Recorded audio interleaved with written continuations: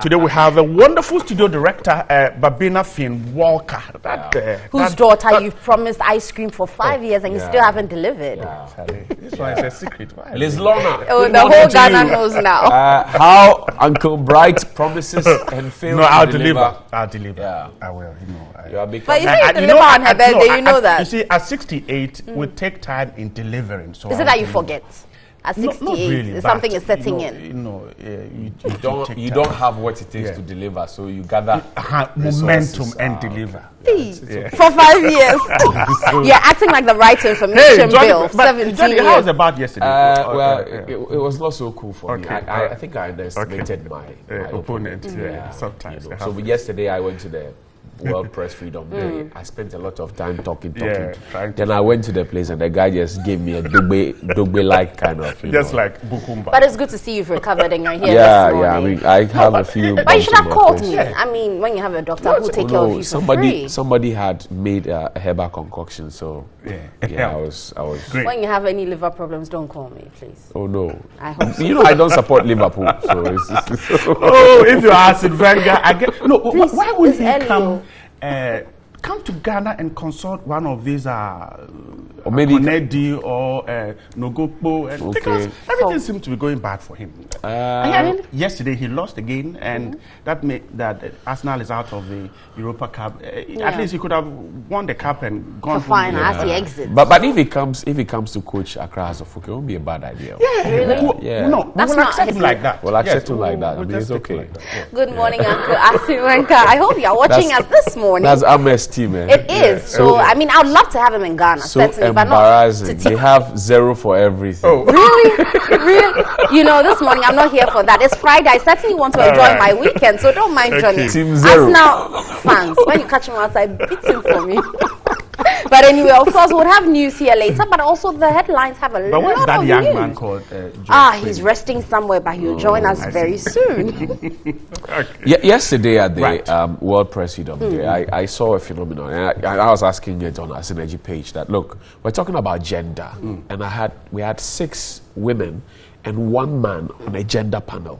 So is gender and sex all about women? I want to know, because each time the issue of gender and sex comes up, the focus is on women. It's on women. Yeah. Really? Because of course, Johnny, when you've been in an underprivileged position for long, and now the light is being thrown at you, of course you have to shine. You have to be given the platform to excel more and more. And so it's just, you know, flipping the narrative as it is. There have been times where for gender discussions, you have so many males and just 1 female. So really, it shouldn't be surprising if now we have almost all females and just a male. It's not so much about women, but it just turns that because now all the focus is on them. I don't think it's the conversation. It's just because every light is now being thrown at the women, and so it seems like it's being explosive. Even on an International Press Freedom Day, where journalists are supposed to have balance and all of that, you have 6 women and 1 man on a panel discussing sex and gender.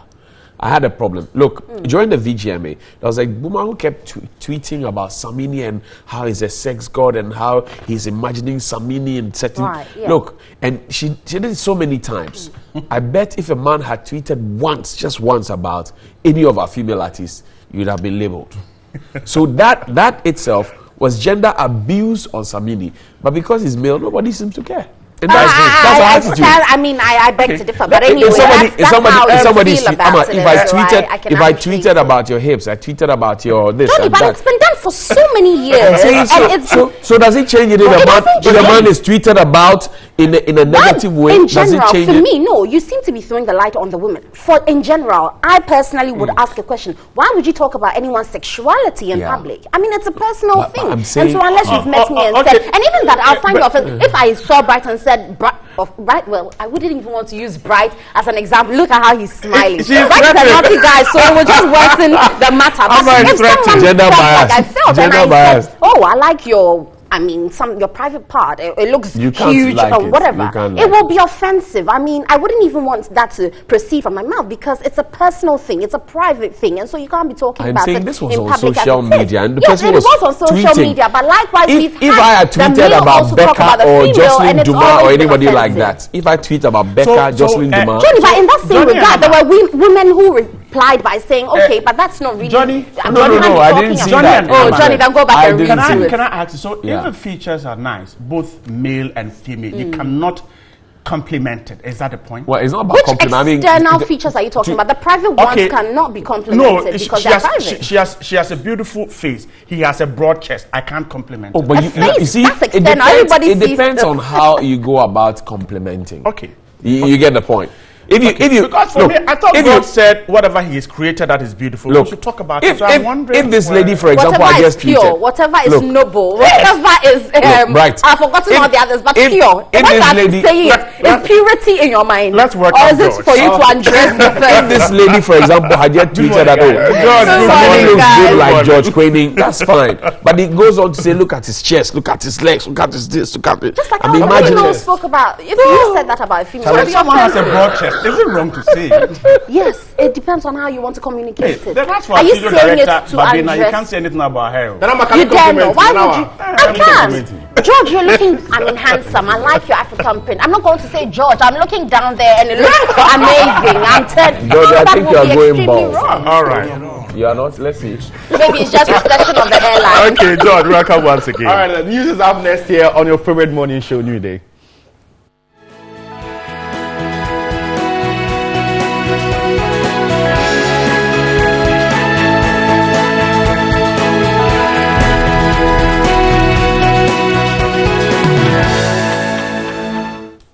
My name is George Quaining. You can also watch us live on DSTV channel 279 on to our very first story. President Akufo-Addo has called on governments across the world to put an end to all forms of state-sponsored attacks on journalists. Delivering an address at the World Press Freedom Day Gala dinner in Accra yesterday, the president insisted that violence against journalists must not be tolerated anywhere in the world. UNESCO is spearheading the 25th celebration of World Freedom Day 2018 under the theme Keeping Power in Check, Media, Justice and the Rule of Law. The issues of media and transparency of the political processes, independence and media literacy of the judiciary, and accountability of state institutions towards the public are the main focus of the celebration. President Akufo-Addo condemned violence against journalists and called on world leaders to respect freedom of expression. I use this opportunity to call on all governments the world over to put an end to state-sponsored acts that seek to restrict the practice of journalism. When supported, the free press has the potential to quicken the development of societies. Indeed, a democracy has no place for a media that does not keep a government on its toes. The president identified the need for training to improve journalistic standards and spoke against misinformation in the media landscape.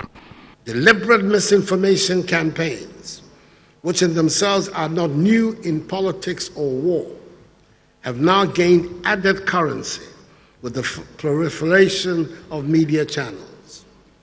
This is not only the preserve of enemy states in times of war, but has also now become a vociferous tool of political actors who aim to win public relations battles by fabricating or twisting facts and churning them out either through traditional media or new media channels as news. This is a major threat to the integrity of the news world as we have known it.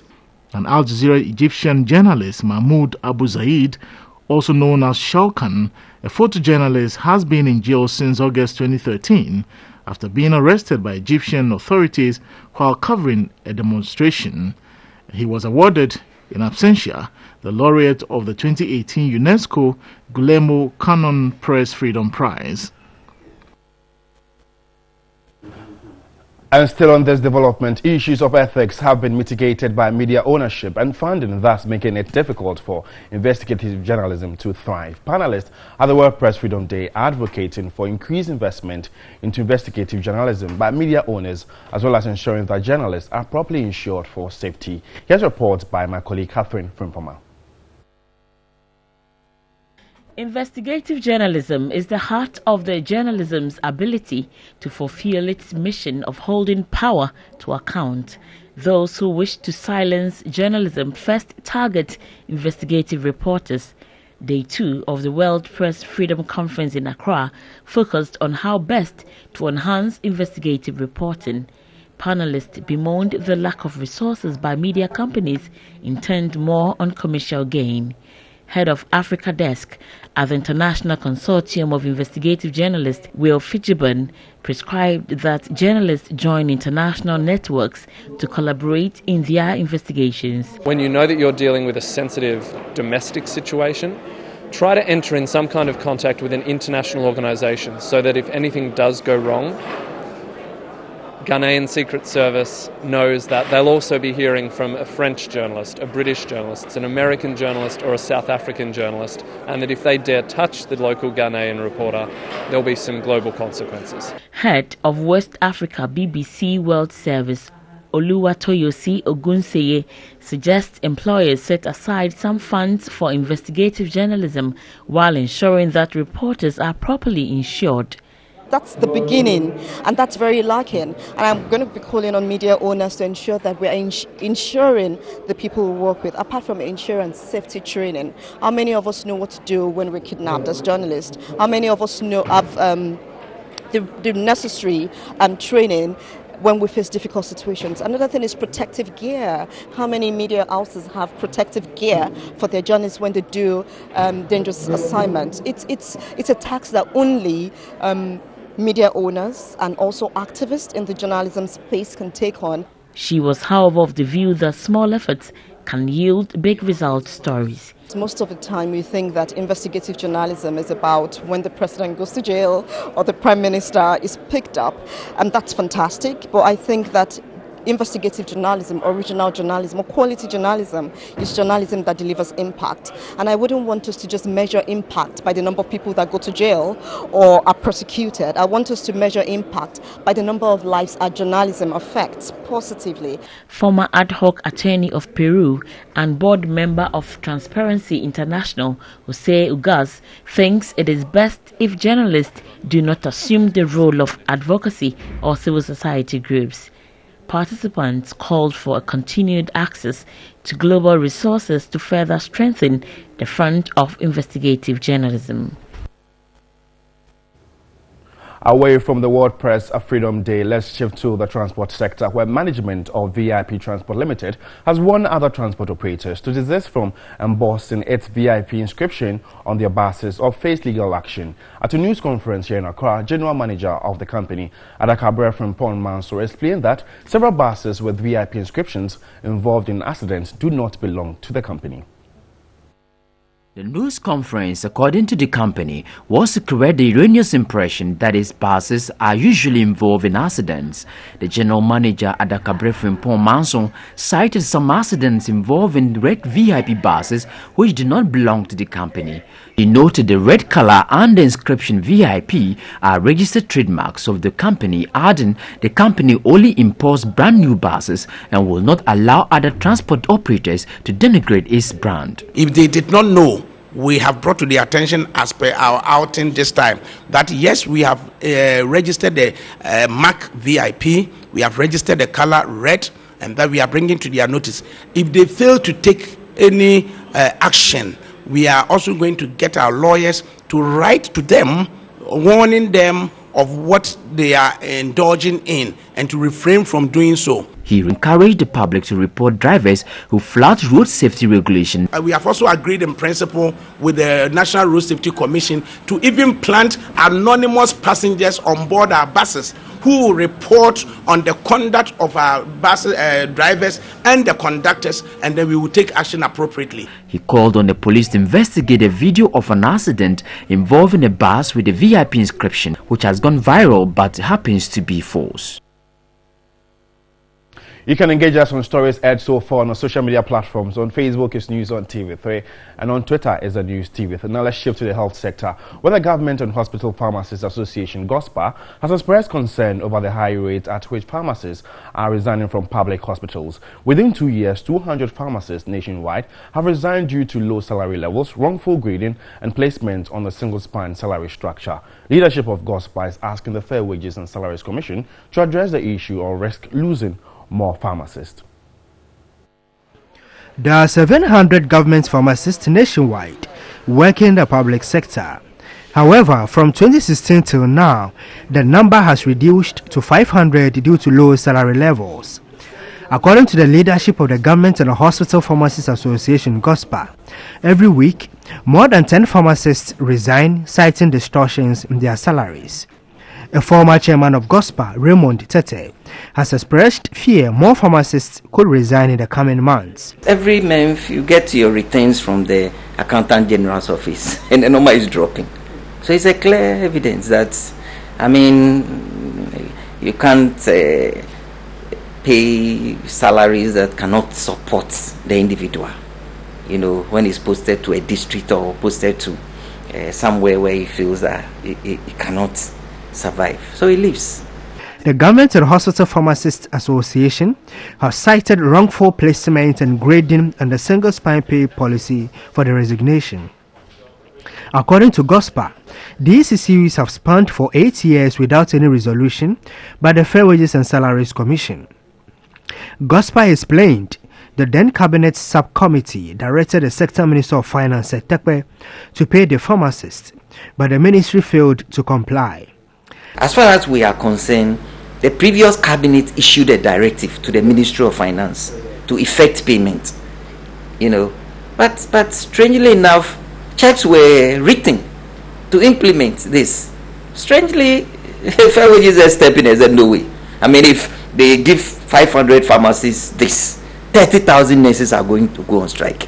The Government and Hospital Pharmacists Association is disturbed. Dispensing of drugs could be affected in the districts due to the attrition rate.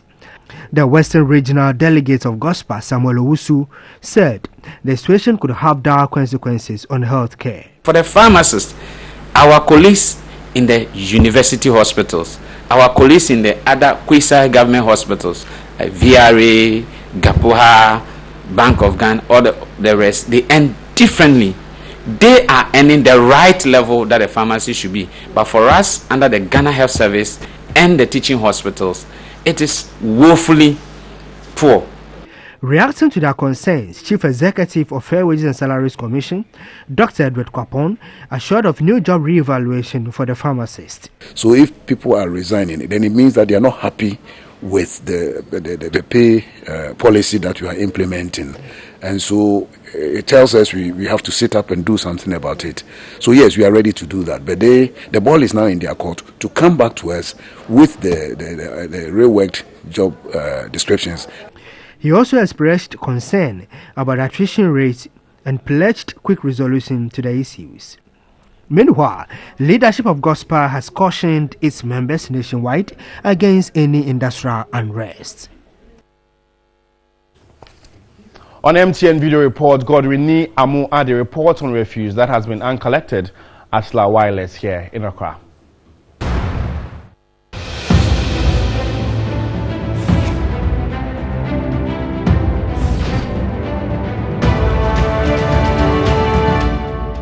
Panwan Junction, Apapa, La Wireless, this is where everybody comes to dump the refuse.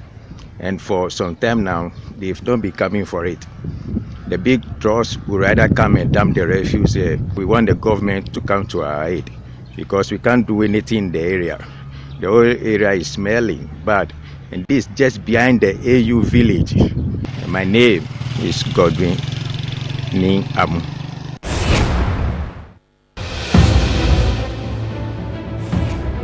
Whatever challenge you are facing in your community or wherever you find yourself, just let us know that applied. Send us your video reports via WhatsApp number 055-143-3044, 055-143-3044. And that's how we wrap up news here on New Day. I'm George Quinn. For more news updates, log on to our website, 3news.com. New Day continues right after this break. Enjoy your morning.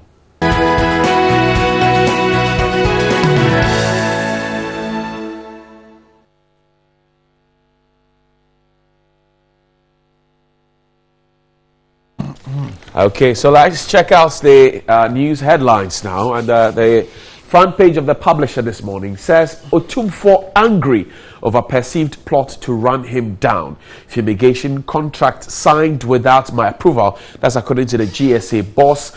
And Ghana will protect right to free speech. That's according to President Akufo-Addo. And Church of Pentecost elects Apostle Nyamiche as its new chairman. Fire guards Achimota Abofu and Minister Blast Mahama over foul tongue. MPP still in campaign mood. That's according to Yamua Ponko. Those are the stories on the front page of the Publisher newspaper this morning. We're getting the Independent at this point. The end state-sponsored attacks on journalists.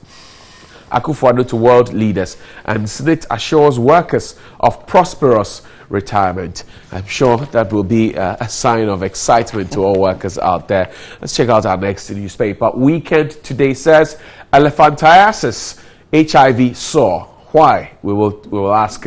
Maybe Amma will tell us. More scenes from Mrs. Indum's award. And thank you very much. Wembley Sports, McDan to build AstroTurf.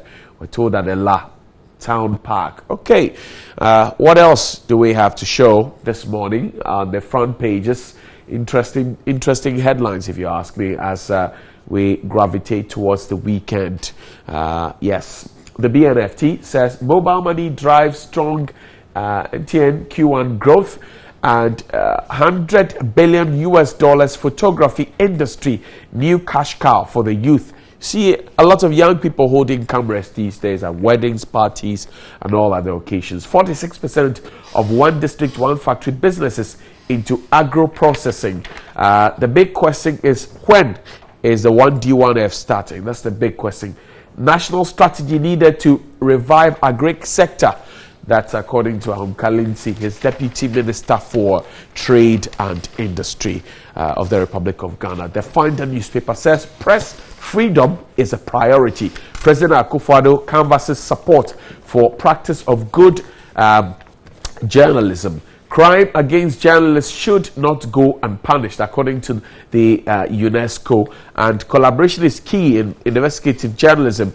Anas Aremeya Anas. And MPP opens nominations ahead of National Delegates Congress. Apostle Eric Nyamiche is new chairman of the Church of Pentecost. He replaces the Apostle Professor Opoku Onyina, who goes on retirement later in August, we're told. The Gold Street business says 19 businesses under 1DYF ready to go into Greater Accra, and banks forced to withhold dividends on 2017 profits. Connected related lending collapsing banking sector. ASN on my mind at this point in time. And the Daily Statesman, perhaps we'll wrap it up. Owusu Kuranting receives Mayday Award, and narcophobia grips NDC as they plot sabotage. NPP opens nomination for national elections. Well, I said finally, but let's check out the very last one here on TV3NEWDAY. The Daily Heritage reports Ghana tops Africa in 2018 World Press Freedom Index. And I remember that photo where journalists were put in a bucket of a truck to cover the Independence Day celebrations at the Independence Square. I remember that day so well. And Volta Forest Products Limited at 15 achievements away forward set 7 days aside to discuss non-political issues too. Pokwa Soya challenges the media. Well, what exactly does she mean by non-political subjects? Because every subject is politics. It's politics. So, I mean, it sounds very difficult to have that statement saying that set aside days to discuss non-political issues, because the truth of the matter is everything seems to have politics intertwined with it. Let's even talk about education. We're going to then ask the structures that exist to support the education. We're going to be talking about women empowerment. We're going to ask again, what social structures is the Ministry of Gender and Women Protection putting in place to make sure this works? And so, unfortunately, but I think that what she's trying to say is the fact that every time we talk, it's MPP, NDC, and back and forth. But she resumed, the person who had to sign had also gone on leave, and the back and forth. So it's just the processes that we go through, whether people really take it serious and they understand what acquiring a transcript really means. Because can you imagine, you pay for these processes. You pay so much for the school you're applying to, and you lose the money just because someone failed to do that. I'm talking about UPSA because those are the reports I've gotten. I've gotten about 4 of them this morning. So UPSA, Dr. Abegnego Fehi, good morning to you. Please print the transcripts for the students. They want their They want it. Someone to travel, someone to want their education and sign on to NAPCO, and they need a transcript. I don't think you need. So there's not a criteria. But you hey, don't need your transcript to sign. Mother's Day is coming up. Show us photos, throwback photos of you and your mother. I have some very nice ones I want to use. With our mothers, show us the photos, you and your mother. But let's cross over to Western region. Not yet. Just yet, because they're standing by, and Johnny, it will go on. But I mean, they are ranting. They are talking about the state of microfinance companies that have bolted with people's proceeds. Let's cross over to Western region. Some few years ago, it will be recalled that a few years ago.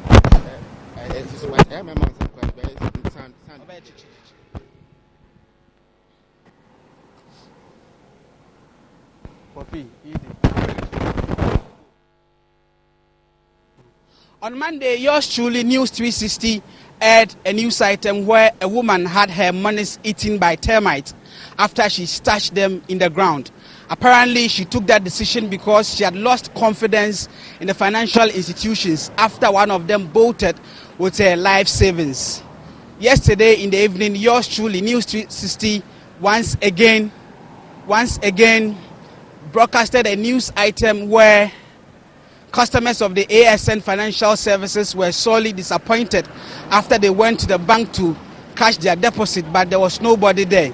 It will be recalled that some years back, customers of DKM also went through the same excruciating ordeal after the bank failed to honor its financial obligations to them. This morning on Daily Rant with me, Eric Yawaje, where we are broadcasting live from Takrady, I have some gentlemen with me and want to find out what is accounting for these cases that we are recording. Is it because people have lost confidence in the traditional banks, or it's because of the high returns that some of these financial institutions offer? Good morning, gentlemen. Good morning. Popping for them when you start, me sure the extra news now, the etimolo kodo. The minyami all kodi nyano. What dream no? Abedin no account for the minyami. Okay, me das. On say who di kan kasa no ka say we lost confidence about the financial financial institutions here.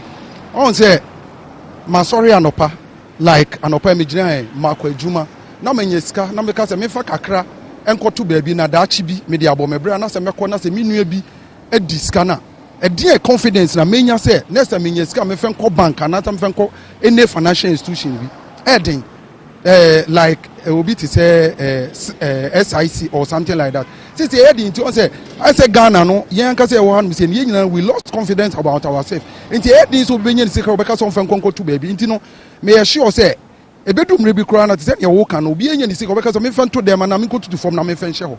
Inti some penfon bet me hu bibia me fo say be boan because in your course na no odin because ye hu ne si obrekum. And kofo bebre we because of saying your ma we so no di ni sika kwakoto no be aba face sika na kwakodi we di ni free obi ntimi nka hwe nkyere no enso nka me afro say yenu aketo abi and of facho no kotwa obi board ya nke so nko 10 years but ono wenam say wako ni school ana say onim law nti no wa fa akire edi obi sika free a one nam ne baabi nti ni akoso no edi nti Ghana mpanifo no mo hwe no mo nye hu bibi man popi maba wo bio na mina wo so wadwen children ne ami hu ne say I say eye nneoma mienu enipa no ankasa no sisi ano yadwen nyina akosisika so eni ti omo de enanda bi ba say ye ebenya wo interest say na ebekọ a ne ye de adwen nyina edi echi ne eto so no ye regulators no I say oman na yetimu no emra bi enyi adwuma.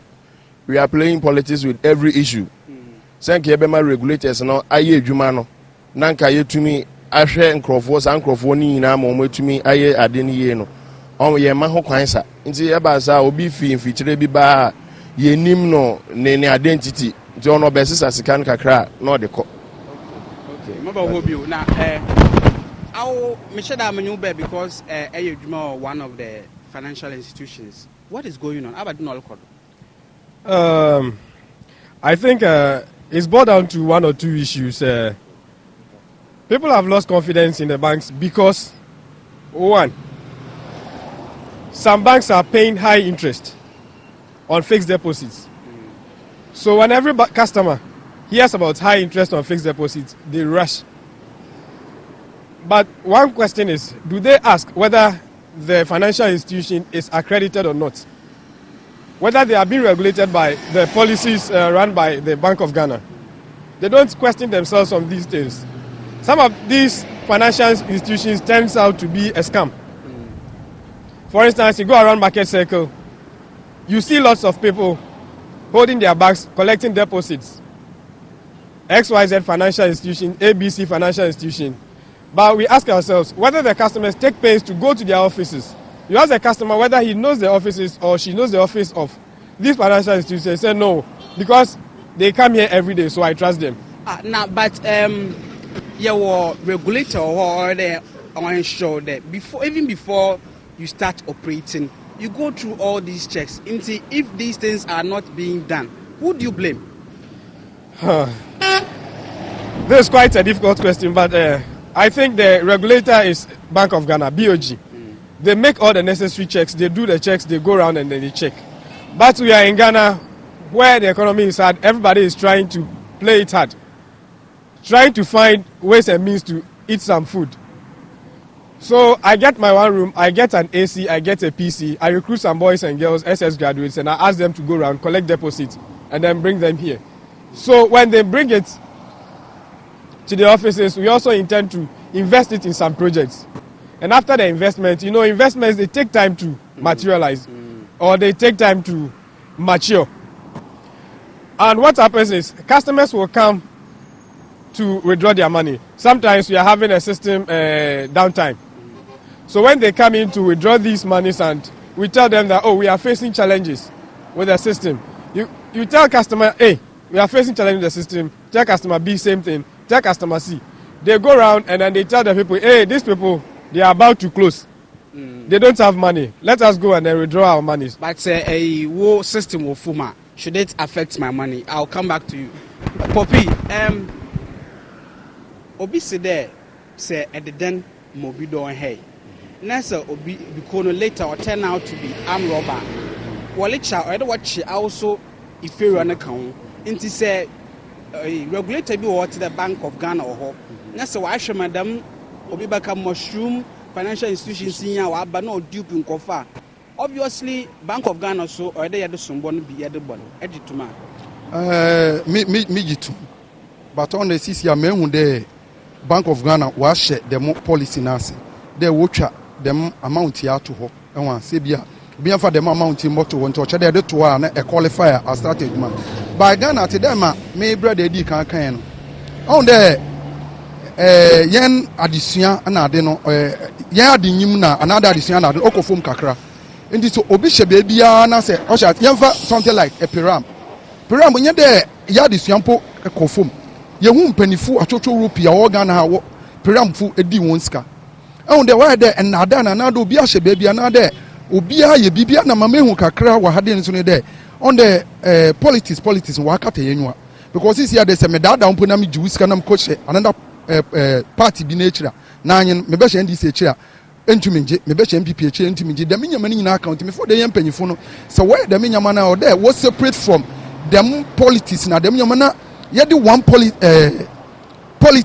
bisi one policy bisi ho ochedo ono na ye nyina ye bedido party A ba you need them policy do party B ba you need them policy before they hear them obabo is in there party A ba ono also need the party B ba also need today bia on there where they up and down A ba engine tum there me friend there say obi ba catch there bram 1 million na 3 months mo bo ho be 3 times awo enkwa ebeko today America na ebeko because na America pyramid no ebeko na tricks nso we there be first 3 months no another 6 months no or the miscan be mo mehu there or ye genu na akofa usika bi order baby another akoka che onua bi a o abroche there o first cabra na business bi about them nti on them na there ni na account me find there today bi a me fa program di enye example dey bi program here them Bank of Ghana e bi a won no wonye yen sikaku batan nti go bohu there dem ade ankofu ye onye normal bibi botum wasi nti ahyase na no aso ano but when you know what better now I'm coffee why and up and na we die ska we wie na sana And I know wedding confused can answer no was sorry. Me why so no want to me this kind of mind back. Into I be all how Kennedy, ehun there dem olokodo. Now so still nkofo so obi ba no kede one phone scam to a na woko. Abedi nti na oye nwubira na mintase. Benkado ye nwubira because keeping money at home is something else.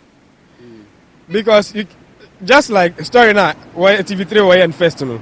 Every day woman no we lose confidence in the bank and or to two form or the scanning show and the money is got stashed by termites. Oh yeah yo, edba to fear. Ube be afa another obi abebu abu wafa. Into no sometimes you feel there. I just scan back to bank no onumum obebua because bank ya jiwendi there at any point in time no. Ekwa wusika no oye safe. Wonsa beka. Ibi wo a ebekọ ATM yin adwuma. Ibi wo ebekọ na queue. Tintin into the minyamenya and feed on frustrated customers. I don't frustrate customers no, but also no, it works in the interest of the customer. I will be said there. Meeting Miss Carriban one can't change the system in Yejuma. Why to? Now Beji Miss Car as a system no on Yejuma 10 farm mam. The reason in there system no Yejuma no. Now you go to me a no. Oh yeah, sometimes no. Eba, why do you verify your identity? You better show you who there. Oh, you see me see this car and pound no do. You better show picture. You better show signature. Ne debia today I would day. Me assure the customers be what be able who there or your customer. Nti aba verification be wa because I did in every for instance I want to what earn monthly salaries be or month no but every month be a ehun month be oba still also there a verifier. Verification on your picture na on your signature and or they verify amount no be you know. Actually, in fact, indeed or what them amount no ne account man sometimes customer be pull back. About there nisika or outfield or one. No na ka say be the ATM are draw be na ponke the way yi. Na wa chom wa bro them. In the same take time let's say ko yi mana. Ya man e we na friend na wo sankan. No che there sika no wa kwa bibi o. Only na say system mba. Oh yeah, yes, customers in the wenya better because system number wenya better no. Oh yeah, one aka someone interest. That is why sometimes oh frustrating though, but they need to exercise patience. Okay. Nti sisi amalu kodonyen nti popi mpocho yelukwe abedi na efi there able to me able to me so the man di na no. Oh, before there we put something in place there you won't pay for.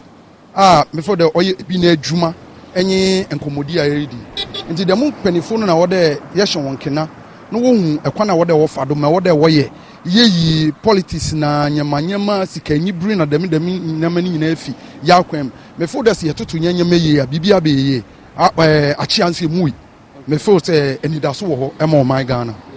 Kennedy abede no already ye ama yente because me sure that same po e be look that because umbal lamplight in insana yan reporting. I'm sure they say Ghana anymore. We know what is happening. And the type of regulations Bank of Ghana is trying to put in place to scrutinize the industry. And you know, one, just a Bank of Ghana, what try there was straightening Zama. And then two, to transfer customers no. That before any financial institution be a Jumano, just try and then verify the registration of the company. Because I'm banned there at Wuska Koto or Chinebi in a Hun, Eco Bank of Ghana was Yemen. The reason why Bank of Ghana watch those capital requirements in the Chinebi that's a company in another financial institution. When they fold up, you go to them, they know them because Wosika Honti, they can pay back the deposit to the customers. Into no, Messiah customers in the one. Education is very key. I am trying to make sure man sana. Okay, thank you very much. So you heard the gentleman that I spoke with this morning from Takrade. If you want to be part of this conversation, you can go onto our various social media platforms. This has been your daily rant from Takrade with me, Eric Hiaweje. Thank you very much for watching.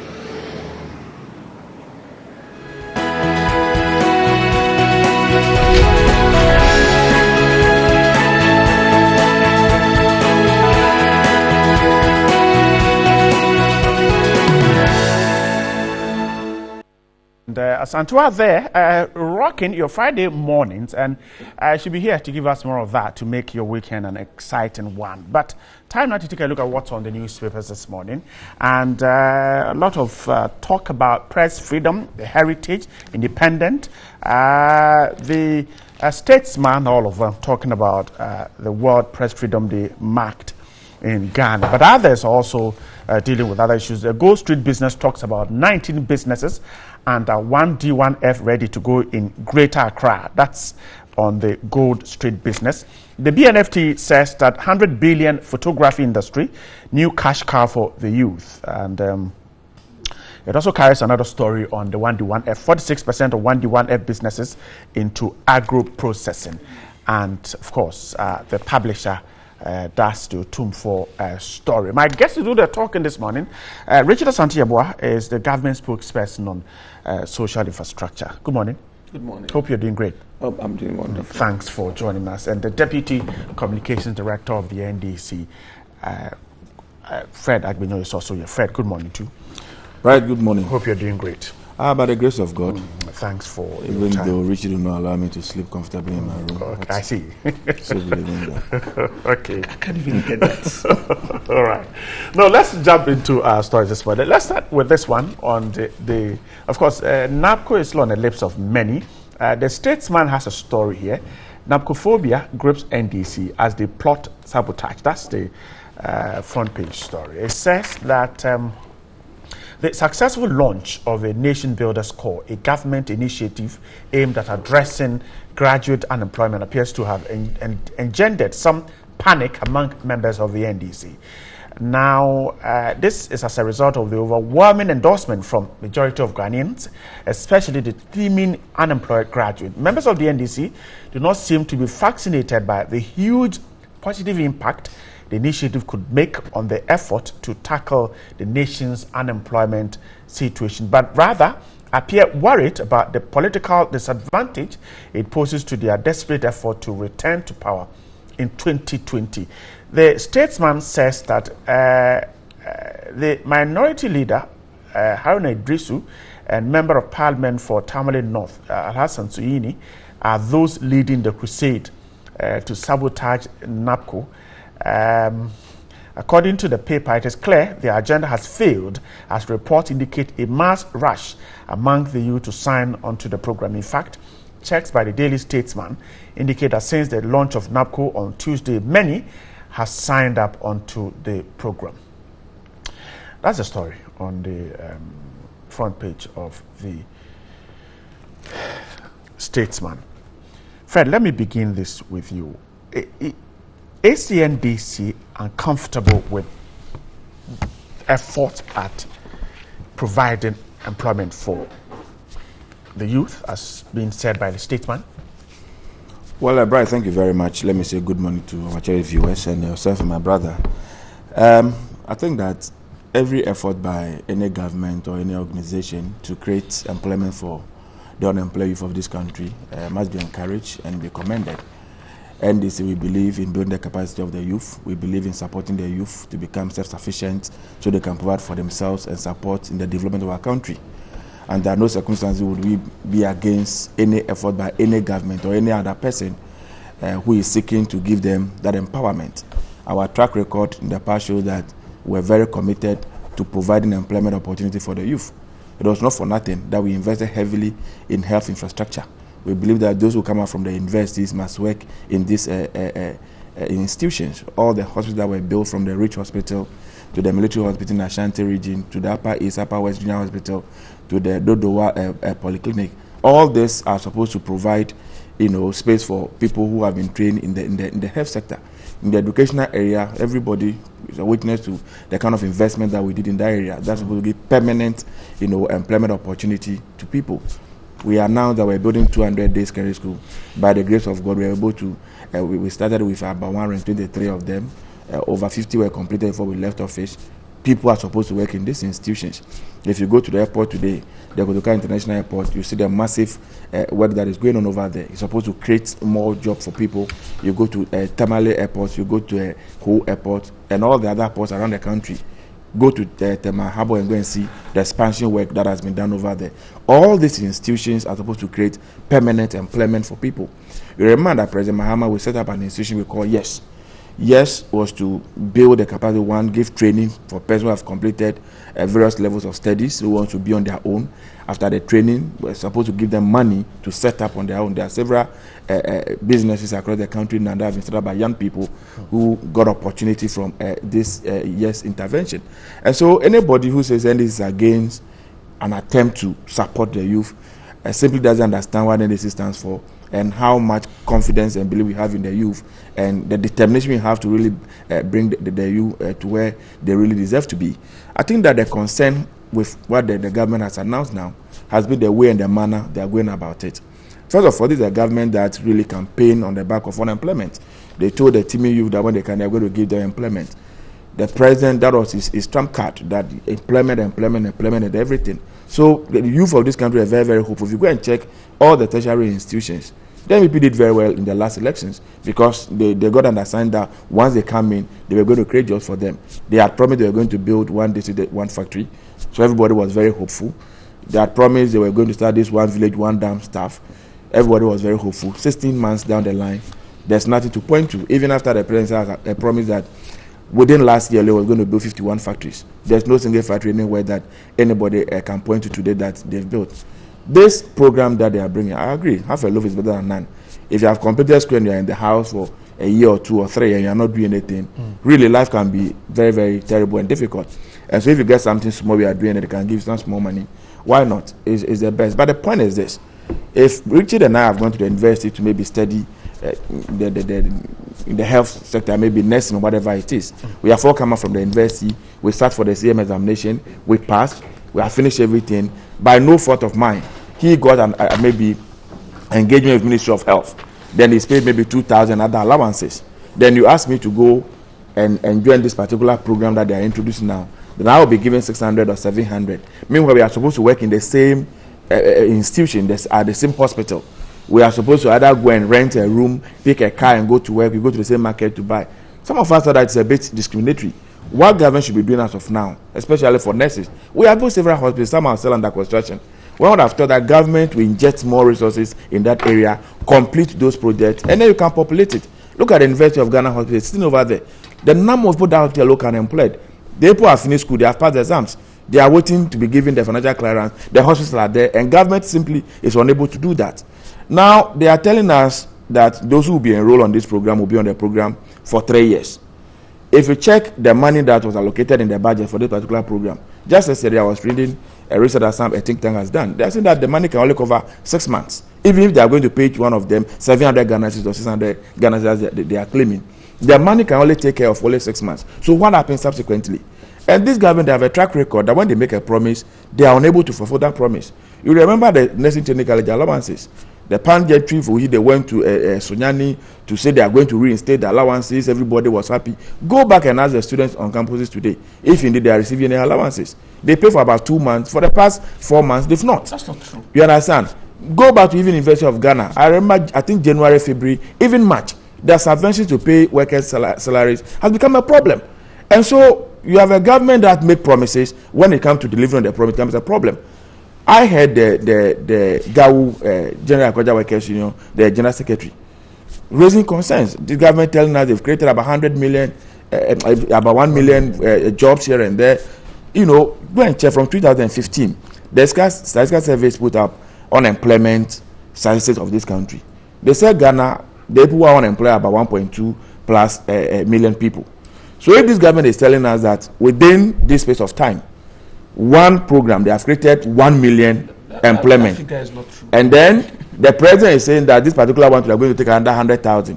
They said the youth employment is creating another 80,000. That means that in this country today, everybody is working.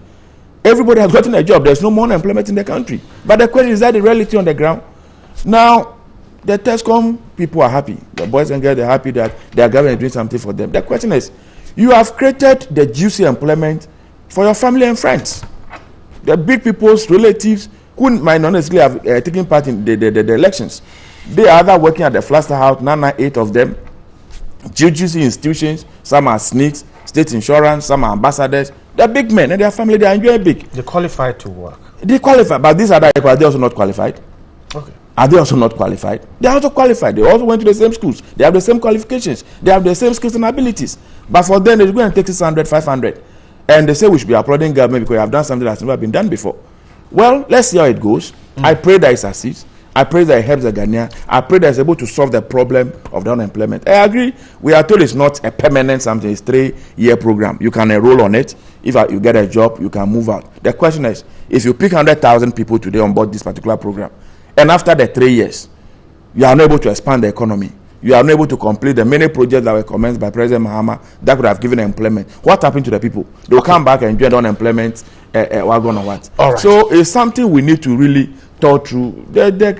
The slogans are becoming too many, catchphrases, beautiful phrases. I'm sure we'll come to the unemployment issue, the employment issue proper. And then you hear what even the poultry farmers today are talking about in this country. All right, Fred, I'm grateful. Richard, is government simply uncomfortable with criticisms about its programs? Oh, thank you very much. I think I would want us to elevate the debate.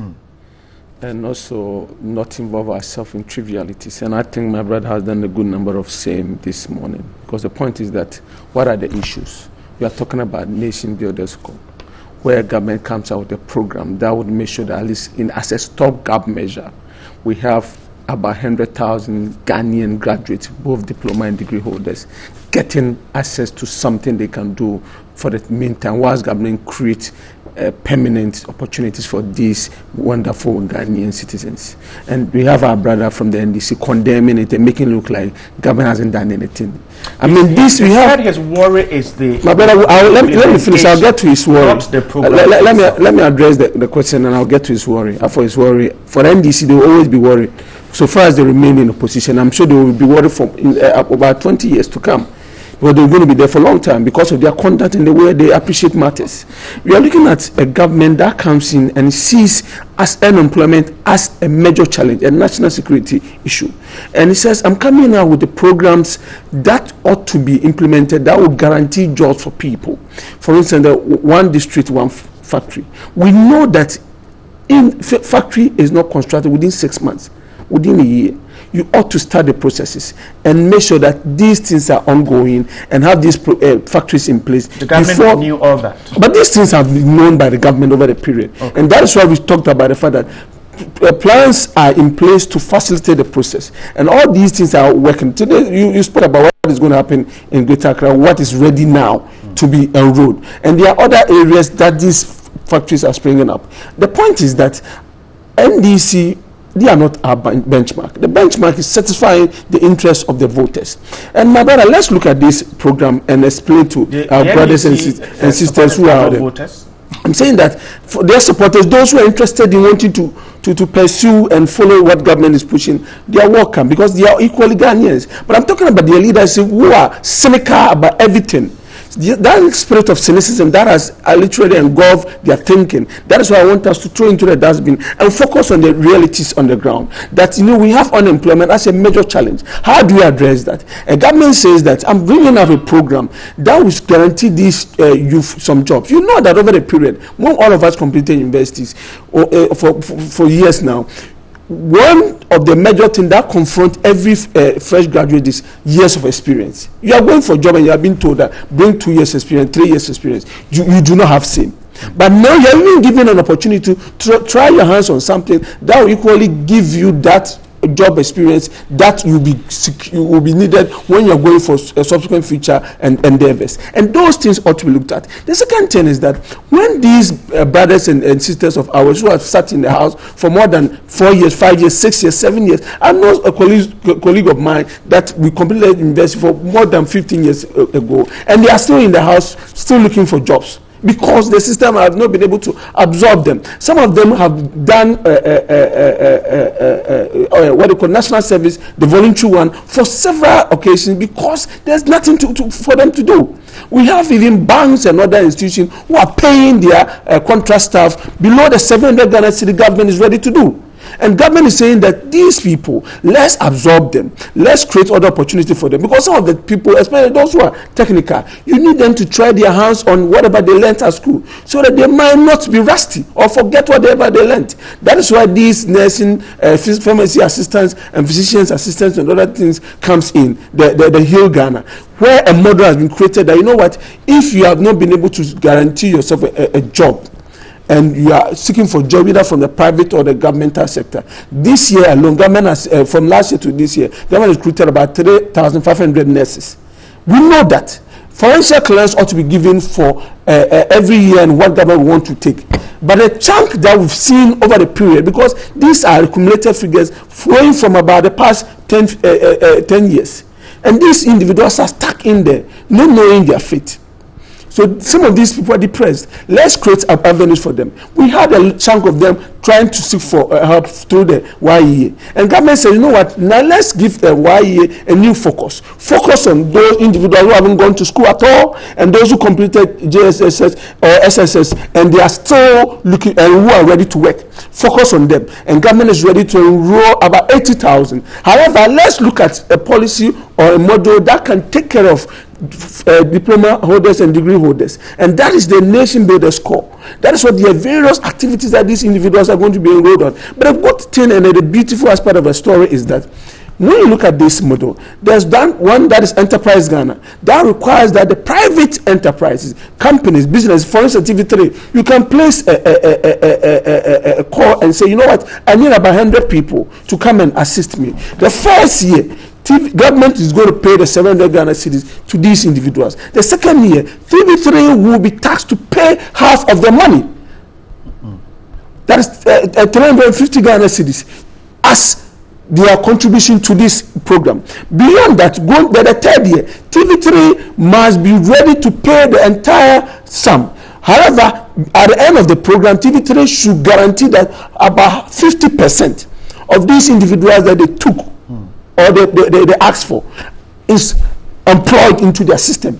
So this would even guarantee people jobs over the period, because now what these most companies and the business community continue to cry about them, for that they are not getting people who are cut for the job. They want people who are already made and all those things. Within the period, the first year, government is paying for them. So you have the opportunity to train these individuals. Are you not lumping all these persons together? I mean, a nurse who's gone through professional training. What training again are you talking about for? I'm not talking about a nurse and professional training and anything. Yes, what I'm talking about is that why you are right. Everyone. I spoke about Enterprise Ghana, but let me look at the nurse aspect. We have nurses who have completed school for the past 5, 6, 7 years who are not working. They are not receiving a dime. But we know in our parlance, we say half a loaf is better than now. That question of our hospitals having opportunities in there and people are not being employed, I get frustrated when I hear that from the NDC. So they are saying that when they were there, this number of demonstrations, nurses associations, and unemployment graduates associations, and all those things, who usually went and to the Flagstaff House, to the Ministry of Health and other state institutions and agencies. There were vacancies around, and they closed their eyes to that. Is that not why we voted them out? No, I'm trying to ask the question. They are posing this. Is that why we voted them out? Because they could not find a solution to that.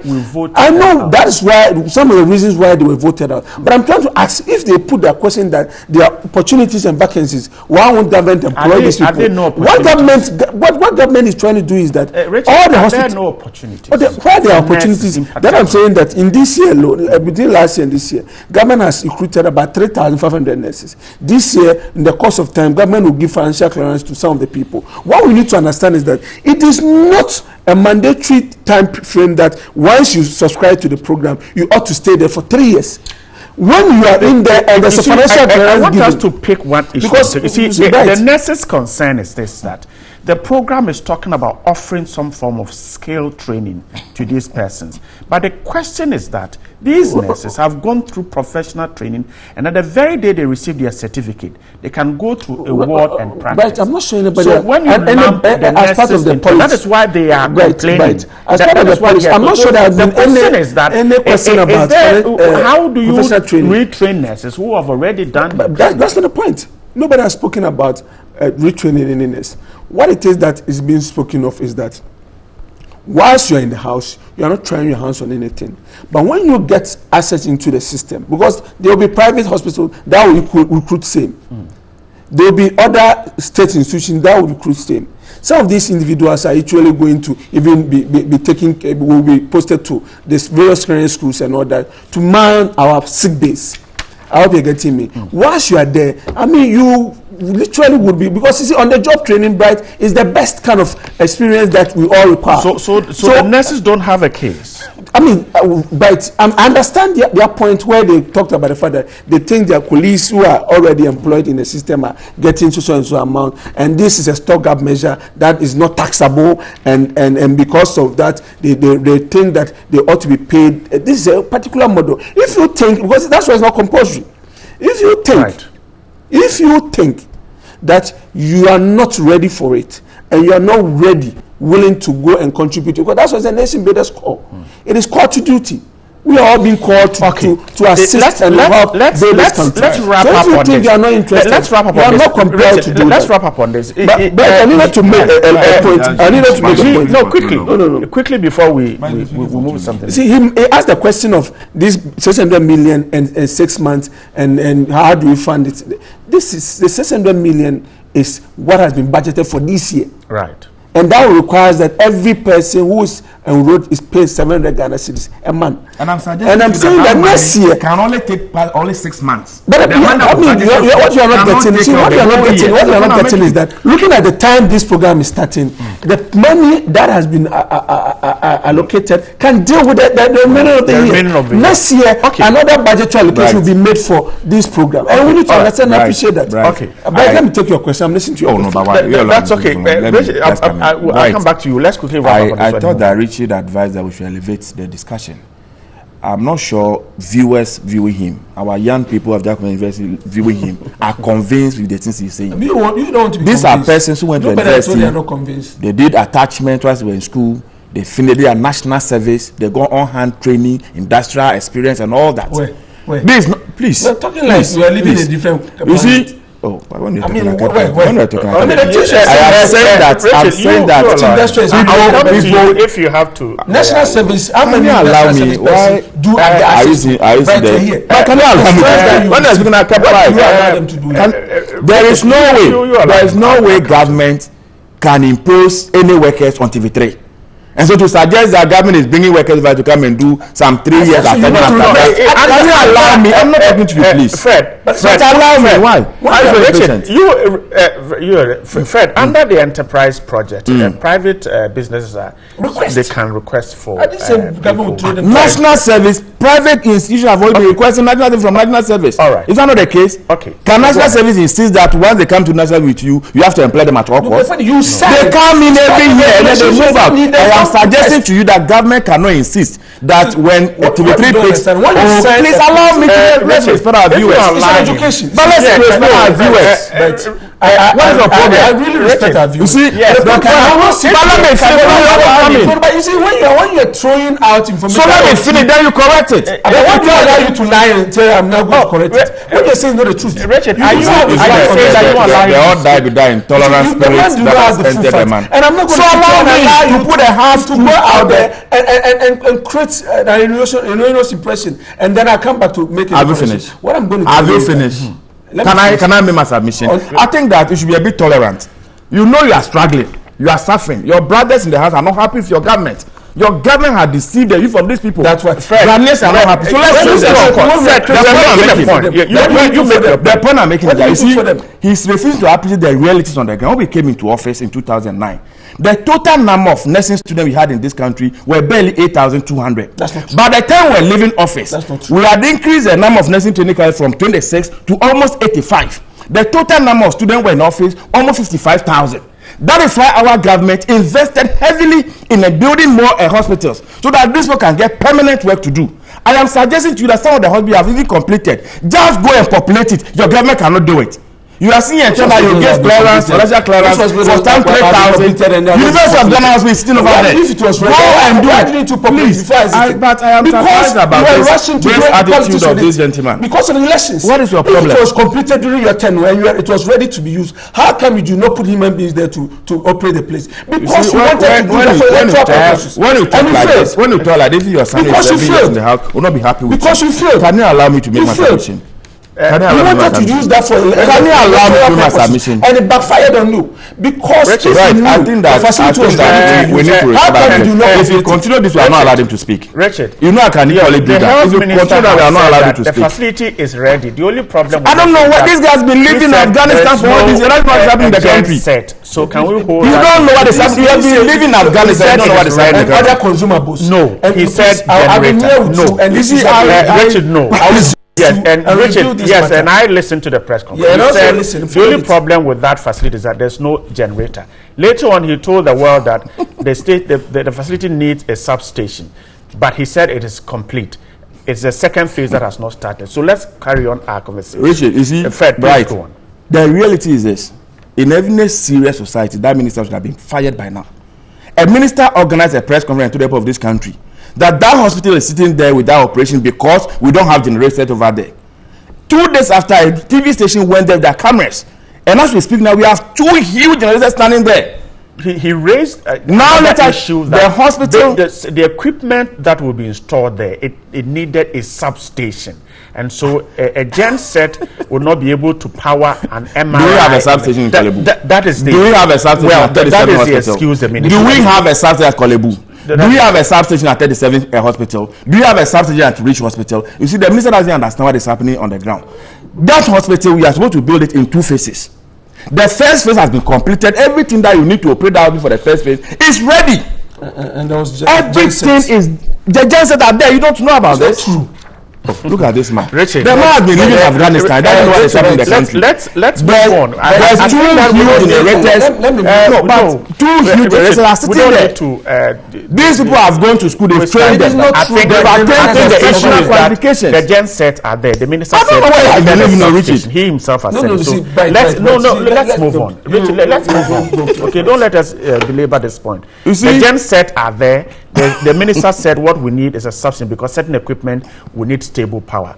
I think that's where the conversation is now. We'll see what happens. Right, you and I know the minister is not telling the truth. But the point we are making is in charge. So, but he's not telling the truth. He has lied to the people of this country.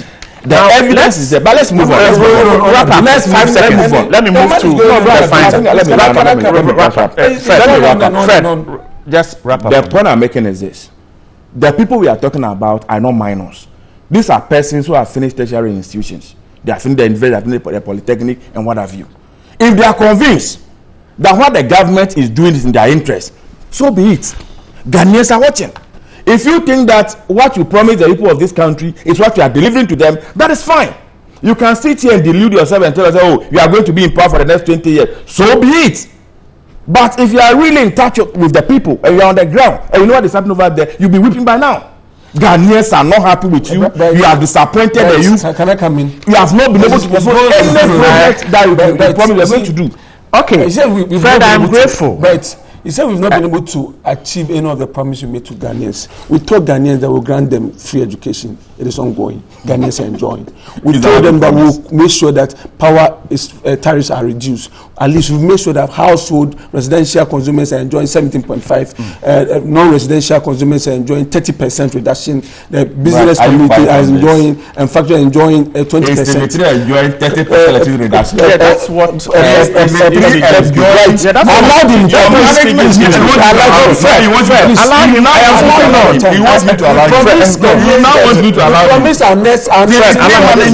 Tell us on this show. If your electricity bills are yes, now I'm talking about ruling. Yes, I'm ruling. Yes. TV3 management is not your turn to say. I'm not waiting to wrap up. Yes, I like it. TV3 management can tell us if indeed your light bills have been reduced by 30%. Okay, I am grateful. Maybe you don't want to say it. I am grateful. For the end of Richie to land, then I move on. Richie, please land. The nursing and our teacher training. You are not paying them. We are going to pay the allowance. It is ongoing, and they are being paid the allowances. But there are some areas. We promise them that when we come, contractors their accumulated debt that government owed, we are going to pay. And Bright, we pay 3,000 SCDs. You've not paid them. $1 billion Ghana cedis. We promise that in the banking sector, those as a result of the huge debt the NDC took, and we're collapsing the banking sector as a result of the energy sector. You came into you have collapsed two banks, 3 banks. You are only paying your own bank. I am grateful. We are working. Let's move on. Jobs. I mean, let's move on and talk about journalism. Right. Gentlemen, I am grateful. I am grateful. Gentlemen, I am grateful. Now, the Heritage this morning talks about your microphones are off. Your microphones are off. Now, the Heritage this morning talks about Ghana tops Africa in 2018 World Press Freedom Index. The Independent is talking about end state-sponsored attacks on journalists. Akufo-Addo to world leaders. Press freedom is a priority. President Akufo-Addo canvasses support for practice of good journalism. And the Daily Graphic says, fight crimes against journalists. World Press Freedom Day participants demand.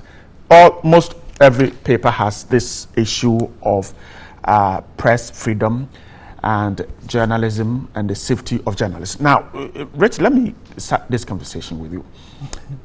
How free is Ghana's media?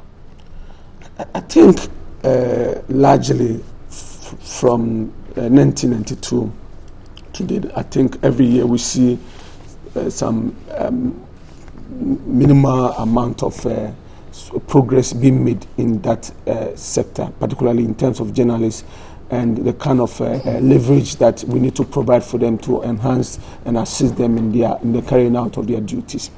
I am particularly happy with where we've gotten to, because time came in our country that called the culture of silence, where it was difficult even to stand up and speak.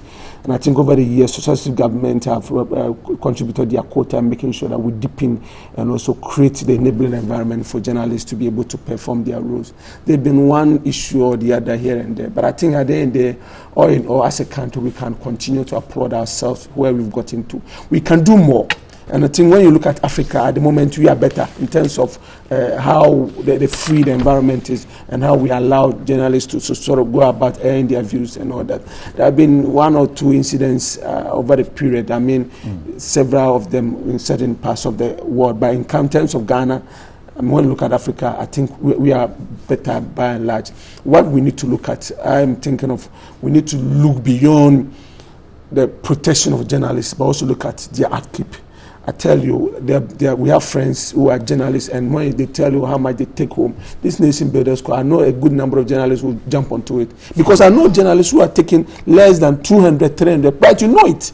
No, I don't know any, except...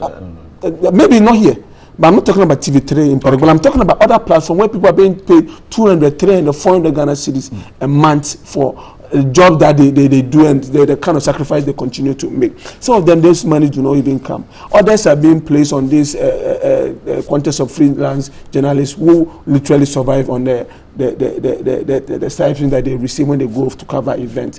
And I think that whilst you continuously look at making sure that nobody abuses them, they have freedom and access to information to do their job, because you need a strong media to build a powerful democracy that will literally transmit into a progressive economy. Because if all these things are not in play, you can't have any progressive economy, because at the end of the day, if there are rots that are uncovered, at least people will know that whatever it is, there will be sunshine. So you need the media to throw the light, to highlight events that are going on. Literally, you also need them to applaud government or state institutions or even private individuals who are doing things that would help transform the economy or the country. And I do appreciate what Ghanaian journalists have done over the period. I appreciate your good self. I mean, you've had some of you who have stood up, you've had taken various courses, who are fighting for various aspects of society.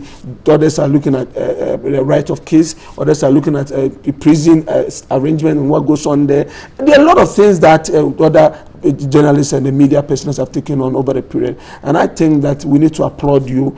I think there's more room for improvement, but I do believe that this government, like the information minister said at the event, that the government and the president also highlighted that the government is ready to make sure that the rights of journalists is protected, nobody abuse them, whatever is deserving of them. This government will make sure that they'll be training here and there, and also encourage DJ to literally help in terms of the award scheme they give. Let them expand it. Let's give more people. They should make sure that the sort of monies or whatever package that they give to these awardees as things that would encourage and would motivate others to do well and work well. When journalists run into trouble, do you see the state in a hurry to deal with their problems? Do they get that attention? I think in time past, in terms of when they are attacked. I think in time past you could say that that wasn't the case, but I think gradually the system has changed. I mean, the journalists have suffered in the hands of politicians, the police, and all that. I mean, sometimes even from private individuals.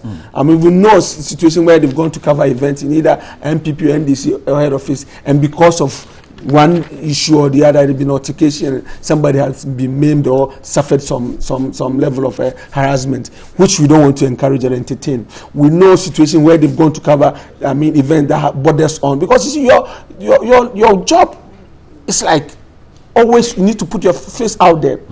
I remember this NDC incident where Mr. Kuku was arrested. I mean, as a result of crowd control, and I don't know what happened. Journalists suffered some level of this, which was quite gross, and we don't want to encourage that. So we want to appreciate and also encourage our brothers within the media fraternity to continue to do their very best. I mean, from those who sit and work on the screens, and those behind the scene, the cameramen and other producers and all this. I think by and large, I mean, you guys have been great, and I think this country owe you dearly, and I think the country appreciates you, and posterity would really be a good judge of the kind of good work we've done over the period. All right, we'll very soon come to talk about the excesses of the media. But Fred, what do you think has been the highlight and the fact that media men and women face challenges? There are attacks here and there. Their living standards are not the best. Is there a way out of this? And what is the role of the state in here? Well, Bright, I think that the media has done exceptionally well, especially in our country over the years. You have helped in entrenching our democracy. You are the people who bring issues to the fore for people to discuss. As we are here right now, I just received a text message from an ex-military man who said about 3,000 of them have not been paid. So I should tell you to tell the government to attend to them. And some pensioners are sending messages that their monies have not come.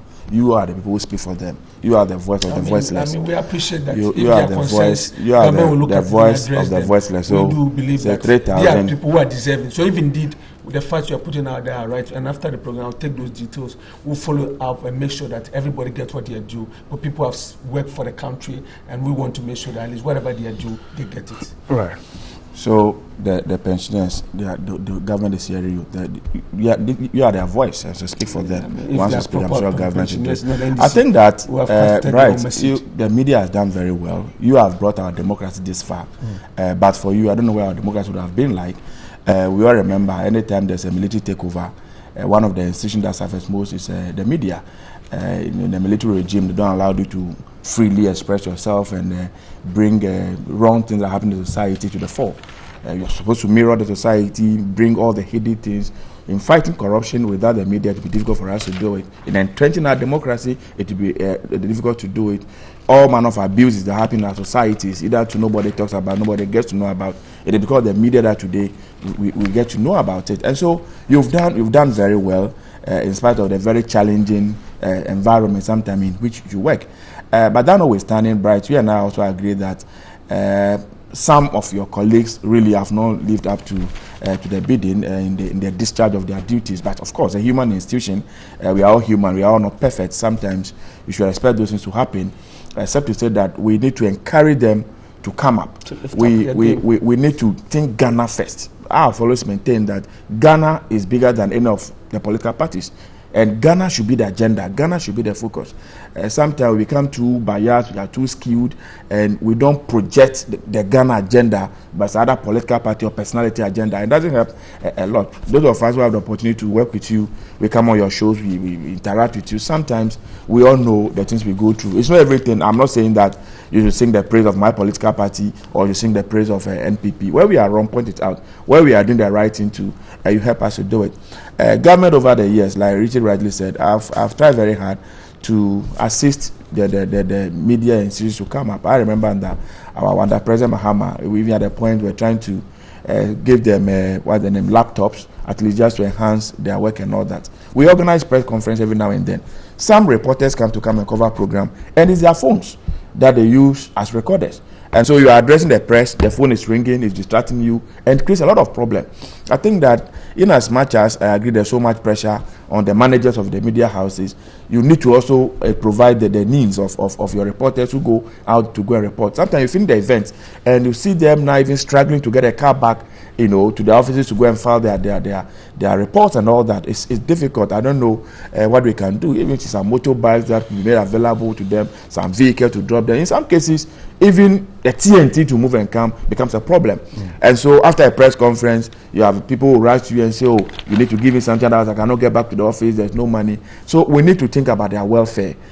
What do we do to improve their welfare? It is true when it says that some of the salaries and allowances that are paid to people really is nothing good to write home about. I know of a lot of people who are just in the media setups, let me just be there, hoping that one day they will recognize their contribution, then they will pick them on board. They are really doing voluntary work. They come to work in the morning and go in the evening. Nobody pays them at the end of the month. I think that we need to find a way to address this issue. And also, the police, the media, we need them in their work. Sometimes the way we have handled the media when it comes to, especially demonstration and stuff like that, several people have suffered in the past, people have been beaten, people's cameras have been destroyed and all that. We need to find a way of, anytime there's a demonstration, we should have a particular place for the media. We should know they have the attacks on. This is the media people, we should protect them. But when we lamp them up with people who are creating problems and we beat them up, like what happened to the Joy FM reporter today, I'm told even he had an injury on his car, so still going and treatment. I don't think that is very helpful. But in all, you've done very well. There are some gray areas that we need to pay attention to. We will encourage you to continue to do your work. We want the association to be very strong, your president and all the executives to be very strong. You should defend yourself.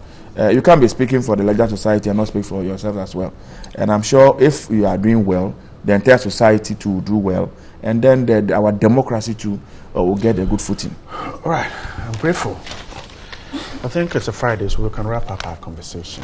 Thanks so much, gentlemen. What is this story that is all over the place about Santini, Otunfo? I'm sure Richard knows the story. I don't know. I think, right, I like some highlights of my brother's last submission.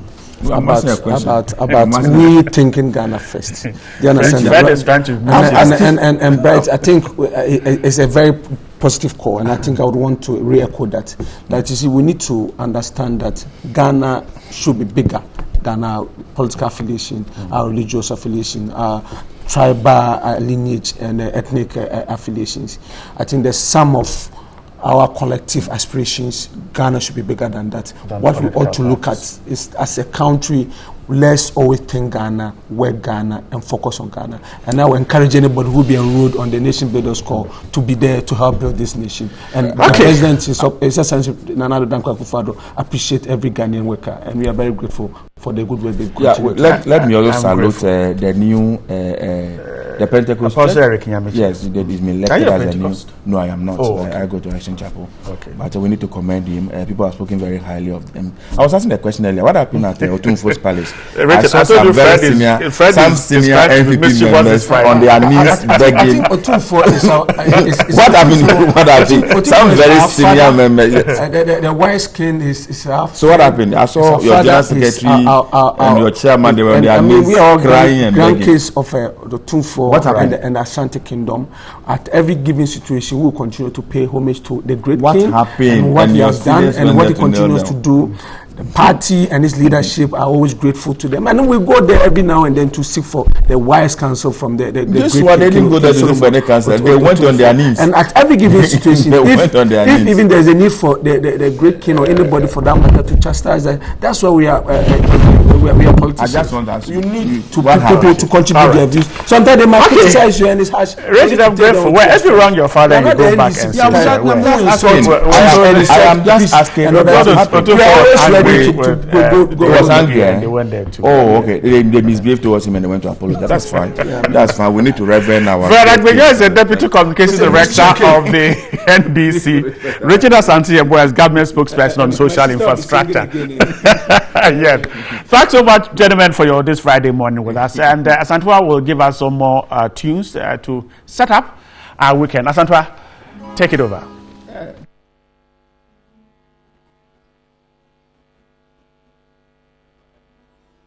Well, we're going to be talking about protecting girls' rights, and I'll be speaking to Mrs. Catherine Mikado. She's the Director of Girls Education Unit at the Ghana Education Service, and Mr. Felix Abeko. He's the CEO for A to Z Firm Movement. So, good morning, gentlemen and lady. Welcome to TV3 New Day. Why this campaign to protect girls' rights, or what exactly will be special about this particular campaign? Thank you very much. This campaign has become very, very necessary because we realize that these days most girls are abused and it's affecting their education. They are human beings like boys and they have equal opportunities. So we need to campaign so that people will understand the right of these girls and stop abusing them. Very well. But you, Mr. Felix, you're a man and you are fighting or advocating for protection of female rights. What does A to Z bring to the board when it comes to protecting girls' rights? Well, actually, what we bring on board is to try to form a strong unit, as in girls' clubs in various junior high schools. So it will be like a platform for network. So they can be able to be there for each other, support each other. And then again, also to, let me say, inculcate in them the spirit of entrepreneurship. Because when they have this in them, they will grow to be more confident and self-employed. That would not make them more vulnerable to the society. But someone would also be asking, so why is it all girls talk? Why are we talking about the girls and seem to be leaving the boys out? Why that discrimination in quotes? I don't think there is discrimination. In most of our schools, it's mixed, both boys and girls. So both boys and girls, we cater for them. But the reason why the emphasis is on the girls is that girls are vulnerable. They suffer most. They suffer the abuses. They suffer the violence. So that's why we are emphasizing on the girls. And in doing so, we also involve the boys so that they will understand that we are partners, so that they can support their sisters. Very well. So I know the Ghana Education Service is taking a stance on teenage pregnancy, especially because the girls drop out when they become pregnant. Currently, what are you doing about that situation? Yeah, very good. The pregnancy issue now is escalating. Let me use that word. So because of that, we have taken a bold step. First, there is no policy or guidelines with regards to pregnancy of girls in schools. So formally, we are educating everybody to allow pregnant girls to remain in school. Because in the first place, we have done everything to prevent them from getting pregnant. But still some of them are getting pregnant. And pregnancy is not a disease. And pregnancy cannot just end the future of these girls. So once they become pregnant, we want them to remain as far as their health can allow them to stay and deliver and also get back to school after delivery. Okay, but how feasible is it really? Because the onus doesn't only lie on the Ghana Education Service, it also lies on the child or the girl understanding what rights she has to even have basic education. And so when we teach them that, yes, you can come back, when you speak to the girls, is there that willingness to even return? Yes, of course. You know, time will not allow us, but we've done a lot of education. Parents are involved because these girls come from homes. And we are saying that the pregnancy is not a disease. And these girls, we teach them, we do a lot of activities to understand the importance of education of a girl. So the girl herself must know why she's being educated. Very well. So this campaign is very, very feasible. Okay. So to add a little bit to it, it's about choices. Right. Nobody would like to be in, let me say, poverty. So knowing very well education is a key to success, certainly, because it wouldn't be their choice to be pregnant. Right. It's an accident. So when you give them the option to go back to school, they'll grab it fully. But when is the campaign starting? When is it ending? How do we get on board to help? Okay, with A to Z, we've already launched this very campaign, and we are doing this kind of poetry recital among schools to involve them in this very campaign. Nice. So it's the first phase of what we are doing from A to Z fair movement. But if from GES you want For to get... GES, it has been there for a very long time, that they must prevent pregnancy whilst in school. Okay, so there's no special platform to dedicate there this. are. So There are. when is Anytime we meet girls, we talk to them. Even in the various schools, we have girls clubs, we have teachers who are responsible for the girls, and they talk to them about these things. And we also have Girls Education Week, normally in June. We bring on board people to come and talk to them. You know, in rural areas, the girls don't normally have role models. Right. So sometimes we expose them to role models and people who can encourage them to become responsible adults. So let me highlight a bit on what... That will be your final statement. Okay. So let me highlight a bit on what A to Z is doing in regards to protecting girls' rights. We have launched the campaign. Our next phase is social media campaign. Now we are putting these girls on TV and radio to speak for their rights. We won't speak for them anymore. We are trying to groom them so they can be very defensive and very vocal. When they can speak for their rights, they can really, let me say, champion a cause to protect their rights. That is what we are doing as part of... To add to that, I also encourage you, the media ladies, to also use your platform to encourage the girls. Which we always do. Yeah. Certainly, when we get the chance, we certainly do that. But ladies, go out there, protect your rights, because every female in this country has the basic rights specifically to education. I have been speaking to Mrs. Catherine Mikado, Director of Girls Education Unit and the Ghana Education Service. Also, Mr. Felix Abeko, he's the CEO for A to Z Firm Movement. And on that note, we'll take a break. We'll be back with more here. Stay with us.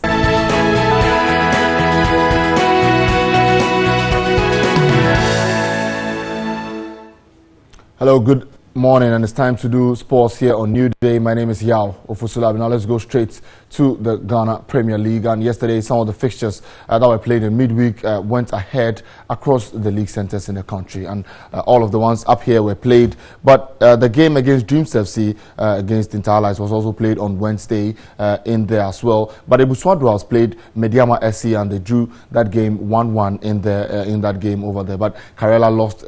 Karela beat Asante Kotoko by 3-1. Bechem United against Sharks ended 3-3. Ashanti Gold beat 11 Wonders by 1-0. Busuan Dwarfs 1-1 against Mediama. Brekum Chelsea also lost by 2-1 to Wafa. Accra Hearts of Oak against Liberty Professionals ending 0-0. While All Stars against Adriana Stars, that game has been postponed. And Dreams FC also taking on Inter-Allies Football Club in there. So that's how it looks at the moment. Kumasi Asante Kotoko not in a very good position. And the standings are as follows. Ashanti Gold still on top on 20 points after winning their game in there. Dreams FC also on 20 points. Karela have also risen after beating Asante Kotoko by 3-1 at home. They have risen to third position on 18 points. Mediama on 17 points after yesterday's draw at the Cape Coast Stadium. Wafa also were able to beat Brekum Chelsea away from home, and it has moved them up the Premier League log to the 5th position on 17 points. Elmina Sharks on 16, Bechem United on 16, and Hearts of Oak are on 15 after they entered the bottom half by beating Kumasi Asante Kotoko last weekend. Let's look at the bottom half of the table, and Inter-Allies are on 15 points. Asante Kotoko, things are not going too well for them. They are on 14 points in 10th place. Brekum Chelsea 12 points, and in the bottom half there's Wild All Stars Adriana and Liberty Professionals, who have just 9 points after playing 10 matches. Now Kumasi Asante Kotoko has dismissed reports claiming Parkwesi Fabian has left the club. The report started building up after losses to Accra Hearts of Oak and Karela United. Now Kotoko are 10th on the league standings, 6 points away from leaders Ashanti Gold, but the club is adamant that Fabian will stay. The club posted on their Twitter feed that Fabian will remain their manager and will take charge of their next game against Bechem United. Fabian joined Asante Kotoko after Steve Pollak was sacked earlier this year. But the Sports Rights Association of Ghana President Kwabena Yeboah says Fabian is not doing himself any favors.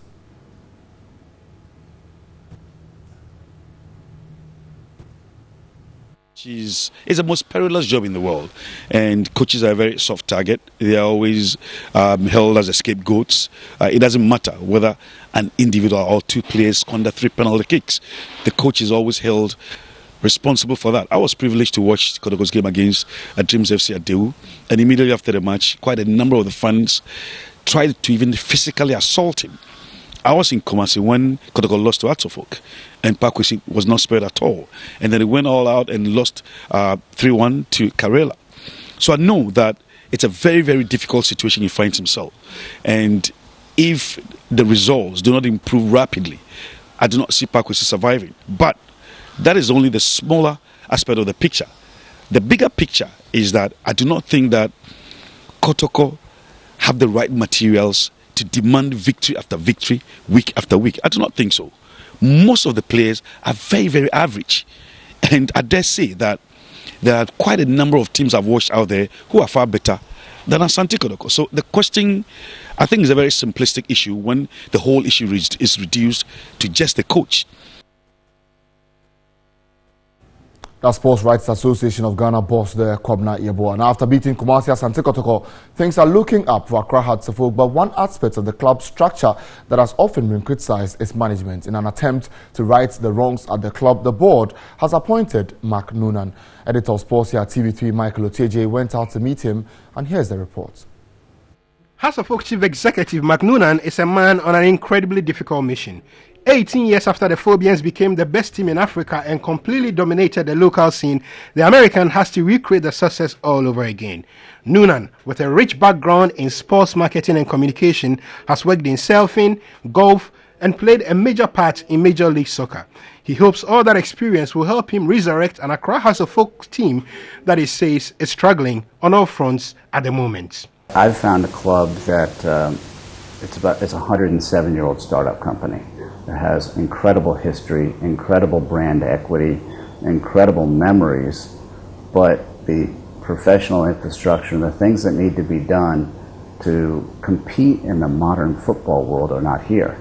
And that's what Toby and the board brought me in to do. And you can't do that overnight. You know, it takes the people, it takes culture, it takes an improved product, it takes the ability to invest into our communities, and then it takes profit too. So you can't get good people and good product without having a profit. And so those are the things that I got brought in to do, and those are the things that take time, and that's the reality. Noonan says he has loved every bit of his time in Ghana so far and arrives at his Adabraka office every day determined to change things. Hearts have not won a league title since 2009 and are battling with a myriad of issues that Noonan says will take time to fix. Yeah, there's no easy fixes here. We have to get the right technical people in. You know, you may have seen that I have a director of football job description out there. We've got a number of really good candidates that we're starting to interview, and we need to have a playing philosophy that permeates from the top to the bottom of the club, from recruiting to training to advancement within the club.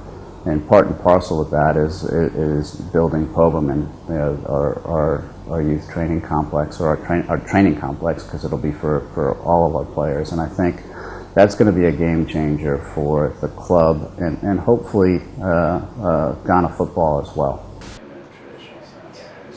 Now, the president of the Sports Rights Association of Ghana and ace sports journalist Kwabena Yeboah says preparation for the biggest nights of the SWAG Awards are in place for the deserved winners to be crowned for their outstanding performances within the year. The 43rd SWAG Awards night will be held at the Accra International Conference Center later tonight. Ghana's top sporting personalities for the year 2017-2018 will be honored at the 43rd SWAG Awards Night for their contribution to the country through sports. This year's awards ceremony will honor the heroes and heroines from 49 nominees, including individuals and institutions in 21 categories drawn from 18 sporting disciplines. Speaking to TV3 Sports, the president of the Sports Rights Association of Ghana, Kwabena Yeboah, said preparation towards the awards is in place to ensure a smooth and coloured event. Preparation is on course, everything is fine, and we're looking forward to a great night. The focus is on sportsmen and women who continually hoist the flag of Ghana. So it's a very simple ceremony, but because we're inviting quite a number of guests, we've decided to provide entertainment. And one of my favorite artists, Kwabena, will be entertaining the guests. We should also have some cultural display. But as I keep saying, basically, it's a very simple ceremony to honor distinguished sportsmen and women. The event also coincides with activities of the 50th anniversary celebration of the Sports Writers Association of Ghana. From the UEFA Europa League. Now, those two teams, Atletico Madrid and Olympique de Marseille, will meet in Lyon for the final later this month. My name is Yao Ofusulabi, and that's how we end the sports segment this morning. There will be more sports news in our subsequent bulletin. Stay with us on New Day. We have more.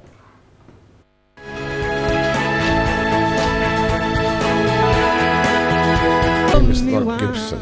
The present. Father, forgive me. I have sinned. And the future. Sister Judith, who are my parents? What is it again? Have an appointment with the Gibsons. Honey, please. And they're going to be starting with you. You guys are just too stupid to know that she was sleeping with Daddy. So, what family name was given to the child? Child trafficker. You smuggler. I will blow your cover. And this is just the beginning. Sadia is coming home. I am going to kill my husband. Sadia, coming soon. All right, so Sadia is home on TV3, and I guess you're following closely the story. My guest this morning is one personality in that story you've been following, and I'm sure you'll be excited. You'll hear from her this Friday morning. Friday, good morning. Good morning. How are you doing? I'm fine, thank you. And how's Sadia? Good. She's doing well. She's doing well. All right. Friday morning conversation with Farida, who is cast in Sadia. But let's start from here. So, who is Farida? Farida. So I've heard Insolent. I'm like, Insolent. So she is the daughter, one of the daughters. Well, she's the daughter of Mr. Gibson. Actually, I found out that I'm actually not his daughter. Ooh. So I thought I was his daughter. Now I'm actually not his daughter. I actually have somebody else who's my dad, sitting somewhere in prison somewhere. So yeah, that's a story that's going to develop, I'm sure. I see.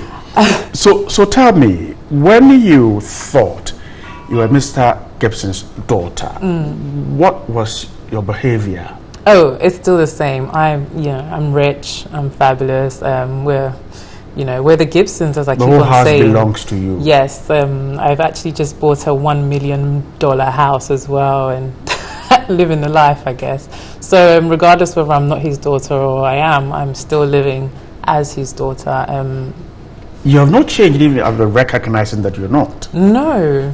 I mean, I'm upset with my mother, who kept the secret from me because I was, hiding somewhere, and I overheard her telling somebody that I wasn't his daughter. But yeah, that's my life. But naturally, it should have changed you. If you lived in a house which you thought was yours, and then you later on realized that, hey, I don't own a block of this house, it should change you. You didn't change. No, I haven't changed. I mean, nobody else knows. So I think it was just me and my nosy self that knows. So nobody else knows.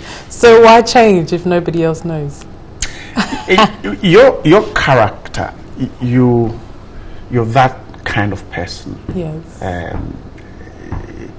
In this part of the world, we say she's disrespectful. Yes. That's very, how you are. Very. How do you portray that?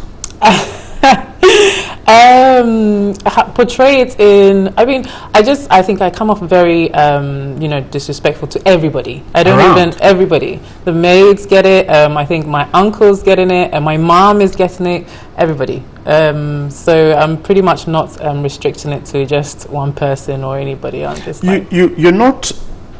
You don't get upset that everyone you meet in there is not happy with you.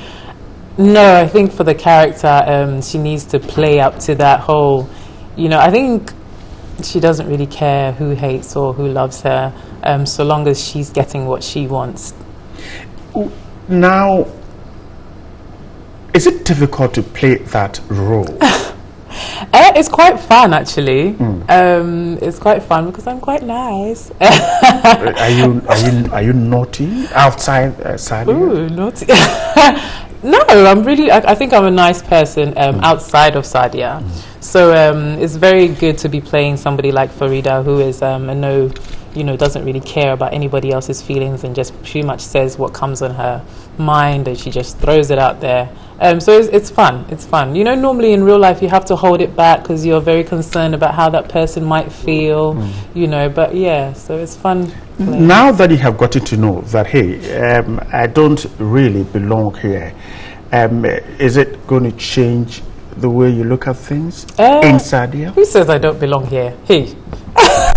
You still have a foot in there. Yes. I mean, at the moment, the story has developed. I think we've just kicked out the woman who claims to be Sadia. I think we've just, roughed her up a bit and actually managed to take over the money again. So it's all about the money. And you're moving on despite all these, what I prefer to call setbacks. Yes, we're moving on. Where will it take you to? Do you know what? I would like to know myself. I don't actually know what's going to happen. So what are you looking forward to? What am I looking for? Oh, I don't know. To be rich at the end of it. I have this very, fear that the writer's going to make us poor or something at the end of it, and take away all my riches. But, it'll be good, change and mentally and, so it'll be good to see how. And when you get into that position, assuming that, like what you said, should happen, and this is Farida, and simply without anything, life is going to be quite tough for you. It will, because everybody hates me. And so you might lose all your friends too. Yes, I'm thinking probably we'll lose if it does go that way. We'll lose friends. We'll lose, and I don't think anybody would help us because I'm so horrible to everybody. I don't think anybody would want to say, "Oh, come and let me help you." They'd be like, "Oh, good, chala." It should happen. Yeah, so it'll be good to see. Let's come out of Sadia. What you of course you're out there, people are talking to you about it, you get reactions from the public who watch it. It's a huge thing on TV3. Yes. What do you get people to tell you about Sadia and your role particularly? Okay, so it's quite funny. This week, I think this week especially, I got a lot of comments this week where I was attacking one of my brother's supposed girlfriends. And the one text I got was like, "Oh my God, see, this girl is just, where did you get this from?" That whole, she's such a B word, So mostly I'm getting the B word thrown at me quite a lot. A good one was this Farida girl, dear, she did ball pow. That's the reaction when people see you outside Sadia. That's what they say. It's so funny. I saw this lady. I was in a bank. I was busy getting on with my stuff, and she was like, "Hey, Farida." I was like, "Hey, how are you?" She was like, "Oh, So she saw me walking around, and when she was leaving, she was like, "Oh, Farida, yeah, who mommy mobokakrawai." I was like, and I laughed, and she said it so loud, and the whole bank were like. And I thought, I'm an actress. So it was really funny because everybody probably thought that she's telling me to treat my mom well because in real life. So yeah. Okay, now let me get into you outside Sadia. Who are you? Who am I? So my name is Cecilia Anobanie. I've been an actress. Well, I've been an actress almost since school. And so I've done a few roles. I was in Aroma Rice adverts and billboards. If you see me around, a lot of people say, I've seen your face somewhere before. So that's me. I think I was a little bit more chubbier then, so you might not recognize me. I've done a few other adverts as well. And I'm also a fitness guru. I'm very addicted to fitness. And I have a... That's why you look cute. Yes. There you go. When you're not on the set, what are you doing? I'm working out. That's all you do? That's pretty much what I do. So I actually have a weekly classes that I do at a gym in East Legon. And so I have a spinning class, which is the stationary bikes. So when I incorporate it with some aerobics. So yeah. And sure, you're telling a lot of people around, getting them to look cute and fit and strong and healthy. Now, you're not married. I am. You're married. I was. I was married. It's a bit. You're not married. You were. No, I was. Okay, but now you're not. No, I'm not. Okay, so open up. That's it. Or it's still not open. The applications are not open. Oh, as in like I'm taking applications? Oh, what's that mean? You're not? I mean, I'm open. Okay. Yeah, that's what I mean. Yes, we can talk. Now, so kids? Yes, I do. I have 2 kids. Beautiful. Boy, girl? I have a girl. She's 11, and I have a boy who's 8. Great. And sure, you're taking the education seriously. Very serious. And when you're on set, where are they? They're at school most of the time. Okay. Because it's quite good. We shoot during the day. If it does go past, they are catered for in terms of pickups and everything else. So yeah. And are you managing on set and the kids and home and stuff like that? I mean, I think women were good at that. We're multitasking. I have a good group of people. My mom, love you, mommy. Where is she? She's at home. Great. Yes. In Accra here? Yes, she's in Accra here. You've been in Ghana all this while? I've been here, so I was born in England and then we came back for a while and then we went back to England. And so I came back permanently in 2010.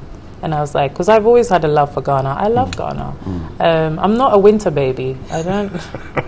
I'm a sun baby. Yes, I love the sun, and I always used to reminisce. Oh, if I was in Ghana by now, you come from holiday and be like, I need some kinky. Right. So you the local food. Yes. The banku, the kinky. Oh, banku is my favorite. Oh, banku and what? Okro, and koto.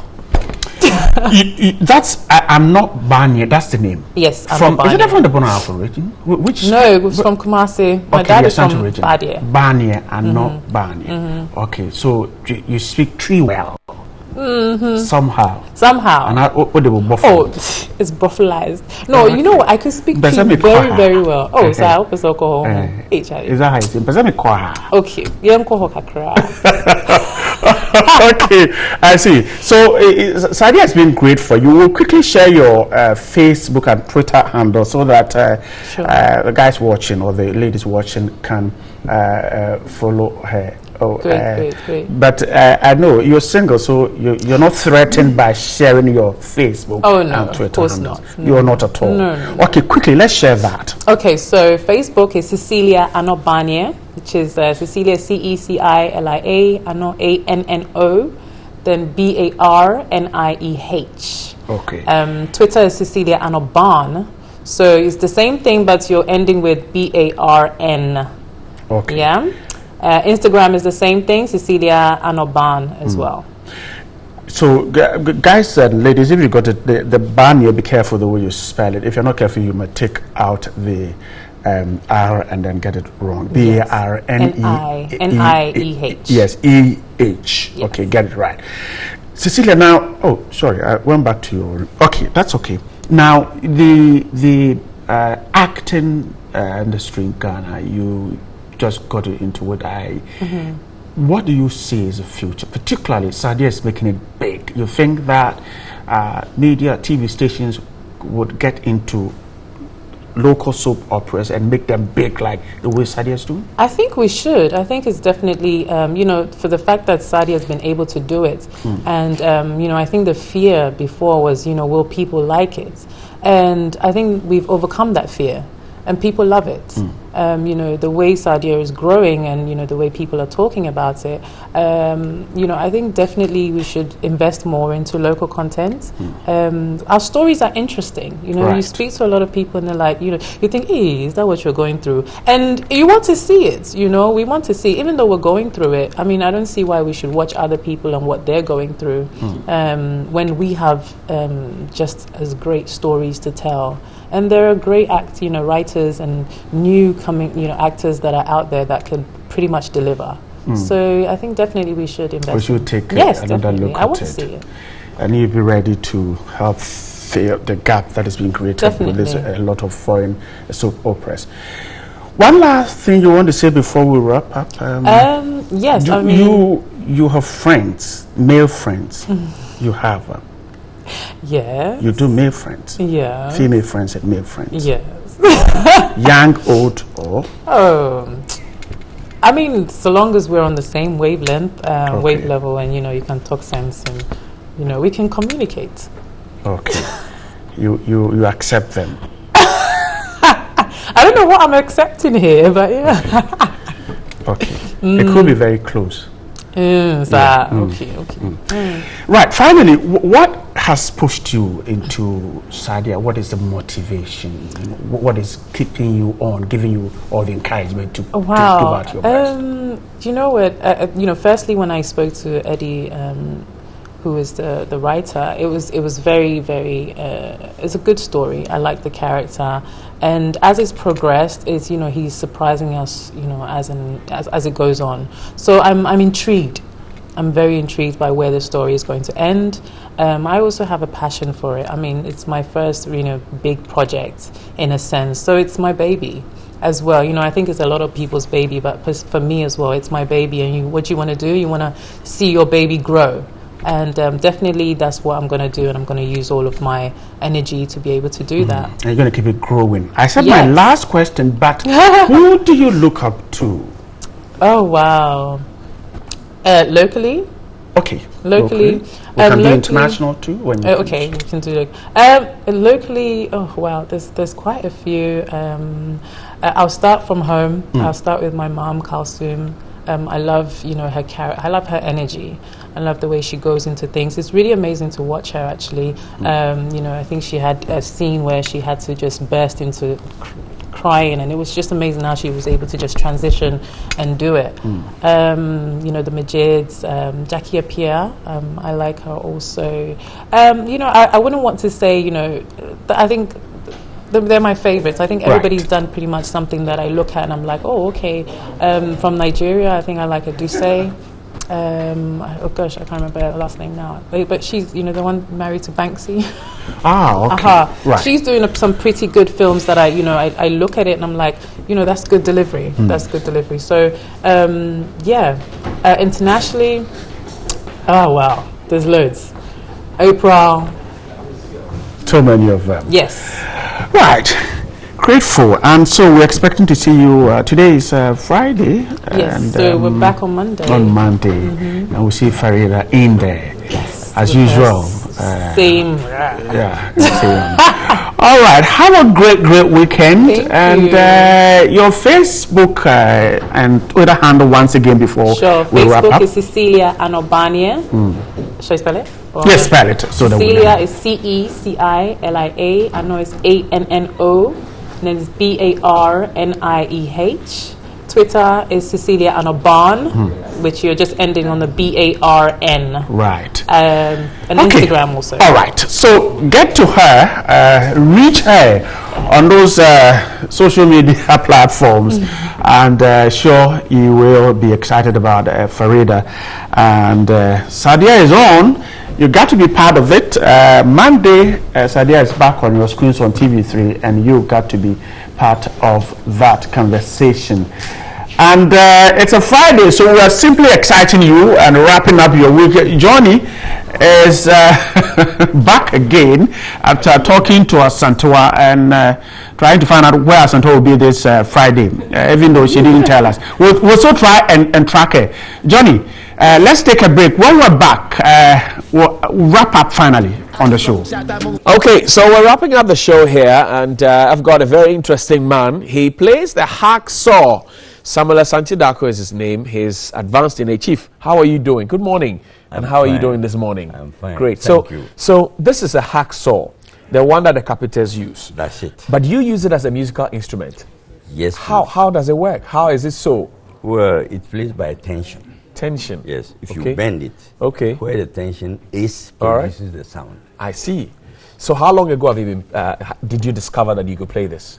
Well, I did not discover it. Okay.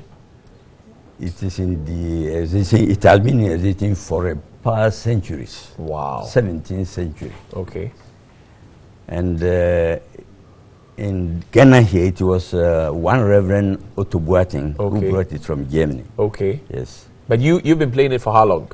For 30 to 40 years ago. Yes. I see. Wow. So demonstrate how it works.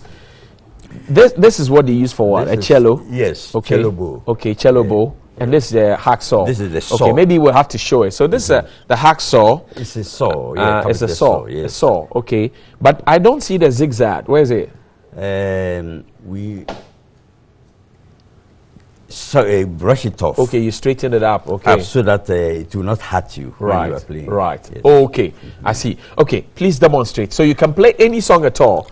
Any song. Would you need me to sing or something so you can play? If you sing, I will back What you. song? What song should I sing? Jesus shall reign. If you Okay. Jesus shall reign wherever the sun doth his successive journeys run.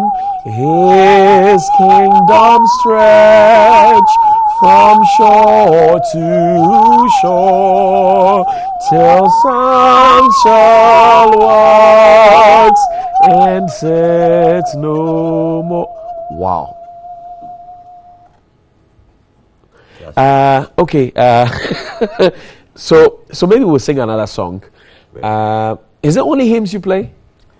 Definitely, mostly. We Okay. play in the church, so I Okay. play only. Asidani na ye wote Jesus makoche mi minyami ayeyi na ye wote Jesus makoche mi maban kezini wo onyamiza ye toso Wadum tina ye chesi Asidanyi na ye wuzi Jesus Yebe kanza ya chirama Jesus Yebe bo wuzi Uradada Makoche ni maban Kezini wo. Wow. So do you play at concerts? Come again? Concerts like No. do you play at church? Only at the church. Only at church. Yes. The Methodist church? Presbyterian church. The Presbyterian church. Okay. So Bright is a Presbyterian. He will join us as a choir master who has abandoned his choir people. But so a Presbyterian song. Maybe we'll sing. Wasafuti miwo yen Yesu yeah oh na Yes, come again. Okay. Bright, you come and sing this song.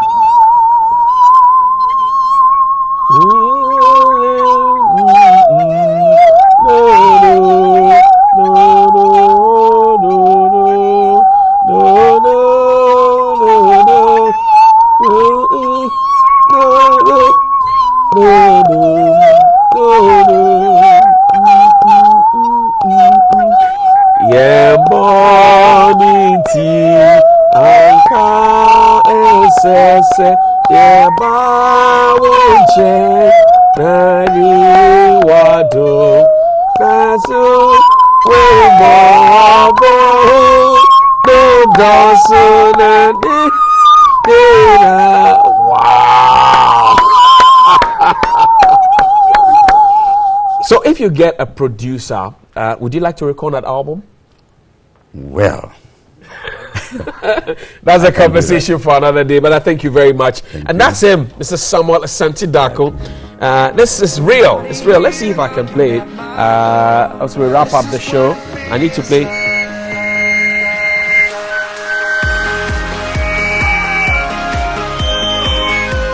From the News Hub here at TV3, this is Johnny Hughes, Brighton and Downfall, and Nana Majumad saying, we'll see you next week, hopefully. Maybe you sing it, I play now, right? See you. You only play this chords. I thank you very much, Chief. Thank you very much. Thank you. Grateful for coming. Have a good weekend. Wow. Wow.